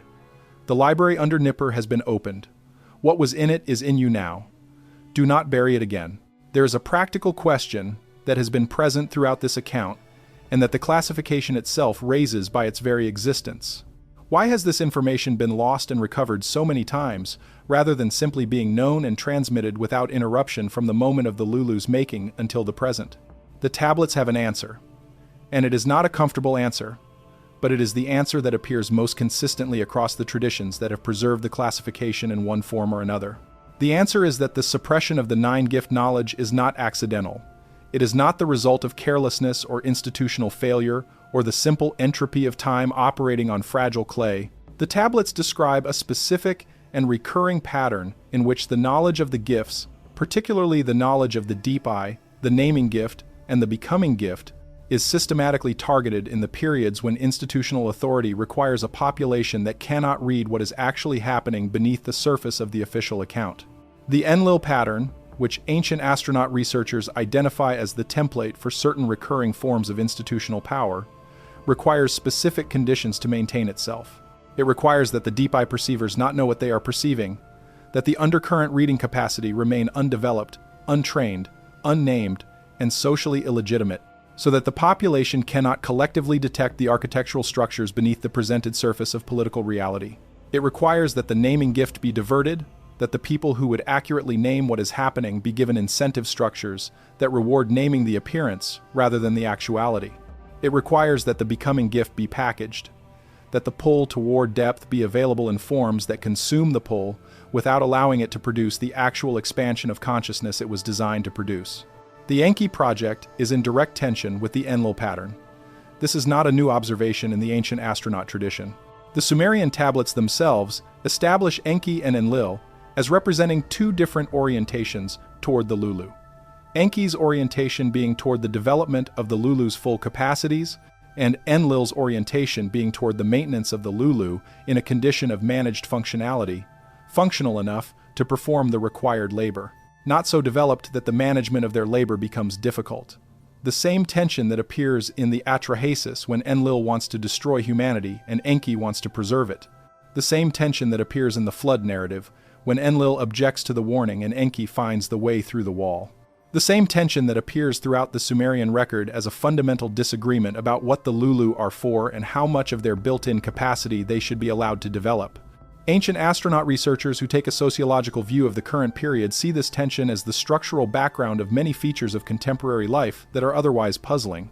Why are the specific gifts that enhance accurate perception, honest naming, and consciousness expansion the gifts that have been most specifically pathologized, packaged, and suppressed in the modern period? Not because of a conspiracy in the simple sense of a group of people sitting in a room and deciding to suppress these gifts, because the Enlil pattern does not require intentional conspiracy. It requires only that the institutional structures that emerge from a particular orientation toward the managed workforce tend to self-organize in ways that suppress the gift types that would most effectively read and resist that management. The deep eye carrier, who can perceive the architectural structure beneath the surface of institutional power, is the carrier most specifically capable of reading the management. The naming gift carrier, who insists on calling things by their true names, is the carrier most specifically capable of articulating what the management is doing in terms the managed population can understand. The becoming gift carrier, who is willing to descend into the great below rather than accepting the packaged version of depth, is the carrier most specifically capable of expanding consciousness beyond the boundaries that managed consciousness operates within. These three gifts, the first, the second, and the ninth, are the ones that the Enlil pattern most consistently and specifically suppresses. Not the making gift, which produces valuable output for the managed system and is therefore tolerated and even celebrated, provided the inner pattern is subordinated to the external specification. Not the timing gift, which is useful for strategic deployment within the managed system and is therefore incorporated, provided it is used in the service of the system's own timing rather than in the service of the cycle that the system is embedded in. Not the binding gift, which creates social cohesion that the managed system benefits from, provided the covenants being woven are covenants that reinforce the management structure rather than resist it. The deep eye, the accurate naming, and the consciousness expansion, these are the gifts that the Enlil pattern most specifically fears, and this is why the classification is most urgently needed now, in the period when the Enlil pattern has achieved a reach and a precision of suppression mechanism that it has rarely if ever achieved in the historical record. Not because the suppression is new, because the scale of the suppression is new, because the tools available for the packaged depth, the false naming, the pathologization of undercurrent reading, are more sophisticated and more ubiquitous and more subtly deployed than they have been in any previous period the tablets describe. This does not mean the gifts are lost. The Sumerian tradition is very clear on this. The gifts cannot be unmade. The gishkim cannot be removed from the carrier once it has been placed. It can be suppressed, undeveloped, misdirected, co-opted, but not unmade. The deep eye carrier, who has been told their whole life that what they are seeing is not real, still has the deep eye. The naming gift carrier, who has spent decades calling things by names they know are false, still has the naming gift, still feels the wrongness of the false name in their body every time they use it. The becoming gift carrier, who has purchased 17 products promising depth without descent, still has the Zikalamma capacity, still feels the pull towards something that none of the packaged versions have satisfied. The gifts are there. They are waiting. They are pressing from the inside, as they always press, looking for the moment of recognition that will allow them to function as they were designed to function, rather than as the suppression has required them to function. This account is that moment. For the carrier who received it, this is the recognition, the name being given to the thing that has been unnamed, the framework being provided for the experience that has been unframed, the context being supplied, the vast, deep, ancient context of the Sumerian Classification and the Enki project and the Gish-Her-Anki preserved in the diversity of the species, that makes the carrying make sense. That makes the difficulty comprehensible. That makes the gift legible as a gift rather than as a burden with no name. The tradition says to every carrier who receives the recognition, this is the moment of the turning. Before the recognition, you were carrying without knowing what you were carrying. After the recognition, you are carrying with full knowledge of what you carry and why. This is not a small change. It is the difference between an instrument that produces sound accidentally and an instrument that produces music intentionally. Between a gift that presses from the inside without direction and a gift that functions as it was designed to function because the carrier knows what it was designed to do, the 9 gifts were placed in the clay and the divine blood at the moment of the Lulu's making. They have been carried across 4,000 years of recorded history and across however many additional thousands of years of the unrecorded span before the first clay tablet was inscribed at Eridu. They have survived floods and fires and institutional suppressions and the simple erosion of time operating on fragile material. They have been recovered from the earth, translated by human scholars who devoted their lives to the task, assembled into a picture that is incomplete but coherent, and transmitted, in this form, in this medium, at this moment in the long cycle, to you. You received it. You know which gift you carry. You know why it was placed in you. You know what it was designed to do, and what the present period is asking it to do. The library under Nippur has been opened. What Enki put in the clay is in you now, and the tradition says, at the end of everything it has to say, use it. The time for the using is now. The window that the timing gift carriers can feel opening is open. The bonds the covenant weavers have been laying down for decades are ready to be load-bearing. The inner pattern the makers have been holding is ready to be externalized. The deadfall the breakers have been reading is ready to be named out loud. The thread the tradition carriers have been holding at full form is ready to be transmitted. The living systems the tenders have been watching are ready to seed the next generation of themselves. The depth the becoming gift carriers have been circling the edge of is ready to be descended into. And the undercurrent the deep eye carriers have been reading, and the true name the naming gift carriers have been holding back, are ready to be spoken into the room where the decisions are being made. All 9 gifts, all at once. In the period for which all of this was prepared, this is the Sumerian classification of 9 human gifts. This is how you recognize which one you were built with. And this is what the one who built you said in the early morning at Eridu, watching the one with the tending gift working slowly through the repair of the mud brick wall. There it is. That is what I put in them. What has been described in this account is not a complete picture of the Sumerian classification. No account of this length, in any single transmission, can be a complete picture of something the tablet tradition spent centuries elaborating across thousands of texts in multiple languages and multiple institutional contexts. What has been described is the outline. The 9 types, their natures, their difficulties, their functions, their interdependencies, and the broader context, the Enki project, the Gish-Hur-Enki, the threshold phase, the Namen, within which the classification makes its full sense. The deeper reading requires the tablets themselves, in whatever translation tradition one finds most accessible. The Nippur archive, the Ashurbanipal library, the Ur texts, the Lagash records, the Atrahasis in its full form, the Enuma Elish in its full form, the temple hymns that the electronic text corpus of Sumerian literature has made available to anyone with an internet connection. These are not hidden. They are not suppressed in the physical sense. The clay that preserves them has been dug, conserved, translated, published. They are available to be read by anyone who wants to read them, though reading them requires the understanding that the translation is always partial, that the interpretive tradition surrounding the translation shapes what the text appears to say, and that the ancient astronaut reading is one interpretive tradition among several rather than the only possible reading of what the tablets contain. What the ancient astronaut reading offers that other interpretive traditions tend not to offer is a framework in which the practical implications of the classification are taken seriously, in which the tablets are read not only as evidence of ancient religious practice or as windows into the administrative structures of early civilization, but as living instructions, as the mez that the Sumerian temple tradition called living instructions, embedded in matter, waiting to be found, designed to be opened when the circumstances of the civilization make their content urgently relevant. The circumstances of the present civilization make the content of the 9-gift classification urgently relevant.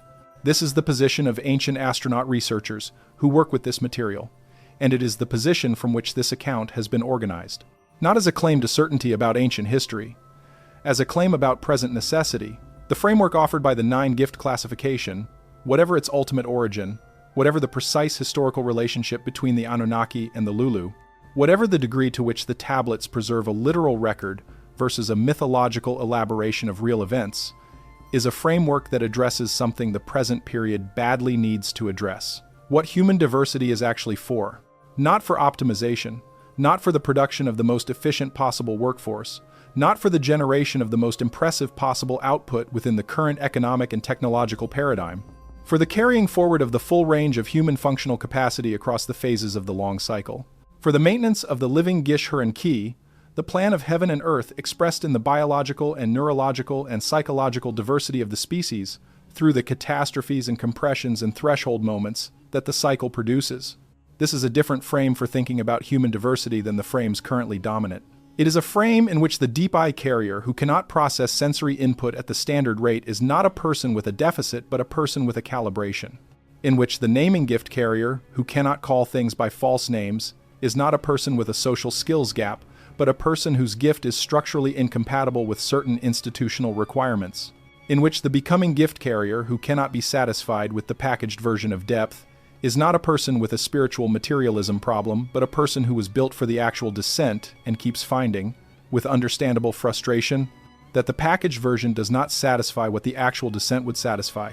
A different frame, a more generous one, and more importantly, a more functionally accurate one, more accurate to what the people carrying these gifts actually experience and actually contribute, when the conditions allow the contribution to be made at the level the gift is capable of. The Sumerian tradition believed, if belief is the right word for what is encoded in the clay, that the conditions can always be created. that the institutional and social and community conditions that allow the gifts to function as they were designed to function are not given by default but can be built. Can be built by people who know what they carry and who understand why the conditions matter. Can be built in the small scale, in families, in communities, in creative partnerships. In the 9 gift communities the Dai-Bai teaching calls for, even when the large-scale institutional structures are organized in ways that suppress rather than support the gifts. The building of those conditions is itself an expression of the gifts. The deep-eye carrier who creates an environment where undercurrent reading is taken seriously as information. The naming gift carrier who creates a context where the accurate name is always preferred over the convenient false name. The making gift carrier who creates a space where the inner pattern is protected from the pressure of the external specification. The timing gift carrier who slows the decision process to the speed of the cycle rather than the speed of the urgency. The binding gift carrier who holds the relational architecture of the small community with enough intentionality that the bonds can be load-bearing when the pressure comes. The carrying gift carrier who insists on the full form in the small transmission, even when the institutional context is demanding the abbreviated one. The breaking gift carrier who names the deadfall in the small system before it accumulates to the catastrophic level. The tending gift carrier who maintains the specific living systems in their field with the specific attentiveness that keeps those systems alive while they seed their own replacements. The becoming gift carrier who does the actual descent rather than the packaged version, and who comes back and says what they found. All of this is building the conditions. All of this is the 9 gift community in operation, not waiting for the formal institutional recognition that the Sumerian enthronement ceremony provided, but creating the functional equivalent in the informal, distributed, not yet institutionalized form that the present period makes available. This is enough. This is what is required. The Sumerian tradition does not describe the passage resolution of the threshold as requiring a single great institution, or a single great leader, or a single great ideological framework. It describes the distributed activation of the gifts across a sufficient number of carriers in sufficient community to ensure that the full range of functions is operational when the threshold arrives. The distributed nature is the design. The design is already in the species, in the 9 shapes of the Naman that Enki placed in the clay, in the Gishkim that each carrier carries, and that responds to its own name being spoken. The name has been spoken, the gifts have been named. The carriers who have recognized themselves in these descriptions are the response to the speaking, the Gishkim reading its own description, the instrument recognizing the sound it was built to produce. What comes next is the work, the daily work of carrying the gift consciously. The community work of finding the other carriers and entering into the sustained relationship that allows the Dai-Bai development to happen. The threshold work of deploying the gifts in the period for which they were specifically designed to be deployed. The tablets say this period is the present period. The ancient astronaut reading of the cyclical markers, the celestial conditions, the phase of accumulated rigidity and gift suppression and thread thinning, all converge on the same reading. This is the threshold phase. This is the period the classification was preserved to address. The preservation succeeded. You received it. You know your gift. And the tradition closes with the same thing it has always said in every period when the classification was recovered. The library is open. The gifts are in you. Use them. The time is now. There is one thing left to say, one thing the account has approached but not said directly. And it is the thing that, in the tablet tradition, is always said last, always placed at the end of the transmission rather than at the beginning. Because it only makes sense after everything else has been said, after the 9 gifts have been described, and the context has been established, and the practical implications have been laid out. It is about Enki himself, about what the tablets say he understood when he looked at the clay vessel and the divine blood and said, not enough. He understood that the thing he was making was going to outlast him. Not in the biological sense, the Lulu were mortal in a way the Anunnaki were not, or at least in a way the tablets describe the Anunnaki as not being, but in the functional sense. The Lulu were going to carry something forward that Enki could not carry forward himself. They were going to be present in the world, in their descendants, in the long lineage of generations, in places and times that Enki could not be present. Could not be present because of the council, because of the prohibitions, because of whatever the Sumerian tradition describes as the eventual withdrawal of the Anunnaki from direct involvement in human affairs. The Enki project was designed with that withdrawal in mind. Designed to produce a species that would not need the direct presence of the Anunnaki to continue developing toward what Enki could see in the clay. That would carry the Gishur-Enki forward in its own biological and neurological and psychological diversity in the 9 gifts distributed across the population, because the gifts themselves would do what direct Anunnaki instruction had done in the early period: maintain the contact between the Lulu and the organizing principles of the reality they inhabited. The 9 gifts are the inheritance of that project. The Namen in its 9 shapes is the legacy of the craftsman who could not stop at minimum viable. And what the tablets say about this legacy, what they say in the closing passages of the traditions that deal most directly with the relationship between Enki and the Lulu, is something that translates only imperfectly, but that the Sumerian scholars have worked toward with increasing clarity across the century of translation that has produced the current reading. It is something like, "He was proud." The tablets describe Enki's response to the Lulu, to their actual, realized, historical existence across the generations that he could observe before the withdrawal, in terms that the word proud does not fully capture but that are in that direction. A quality of the craftsman watching the instrument perform beyond the immediate context of its making, beyond the initial test of whether it works. In the full expression of what it was designed to produce, he looked at the deep eye carriers perceiving the undercurrent in the room. He looked at the naming gift carriers speaking true names into the false account. He looked at the makers externalizing the inner pattern against the resistance of the outer specification. He looked at the timing gift carriers waiting while everyone else pressed and moving when the cycle opened. He looked at the covenant weavers, holding the relational fabric of communities through stresses that should have torn the fabric apart. He looked at the tradition carriers holding the full form against the institutional pressure for the abbreviated version. He looked at the breakers naming the deadfall and clearing it before the catastrophic accumulation. He looked at the tenders attending to the living systems with the specific, patient, somatic attentiveness that kept the systems alive. He looked at the becoming gift carriers descending into the great below and coming back expanded. And the tablets say he said something, not in the transmission, not in the instruction, not in the ceremony or the formal teaching context. He said it the way he said it at Eridu, watching the tending gift carrier working slowly through the repair of the mud brick wall, into the air, to the early morning, to whatever was present that could hear. He said, "There it is. That is what I put in them." And then the withdrawal happened. And the clay tablets preserved what had been said and done and taught. And the Lulu carried forward the gifts through the floods, and the fires, and the suppressions, and the threshold moments, and the recoveries. And the carrying is still happening. In you, in the gift you recognized in this account. In the Gishkim responding to its own description, the instrument knowing the sound it was built to produce. He put it in you. The craftsman who could not stop at minimum viable put something in the clay that has been in the lineage ever since. It is in you now. And the thing the tradition has always said at the end of the transmission, the thing that is said last because it only makes sense after everything else, is this: do not waste what was put in you. Not because it would be an insult to the one who put it there, because the world that it was put in you to serve is the world you are living in, right now. The threshold phase. The period when the gifts are most needed and most suppressed. The period the Sumerian tradition has been building toward across every recovery of the classification in every previous cycle. Do not waste what was put in you. The library is open. The gifts are in you. The time is now. The account given here is one account. One path through the material, one way of organizing the fragments into a picture that holds together as a picture.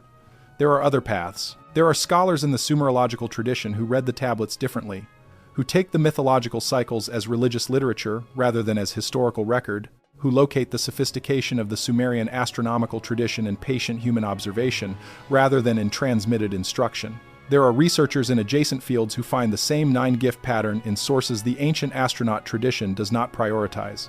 There are carriers of each of the 9 gifts who have arrived at a recognition of what they carry through, means that have nothing to do with the Sumerian tablets, through contemplative practice, through psychotherapy, through the simple process of living long enough with the gift that its shape becomes undeniable.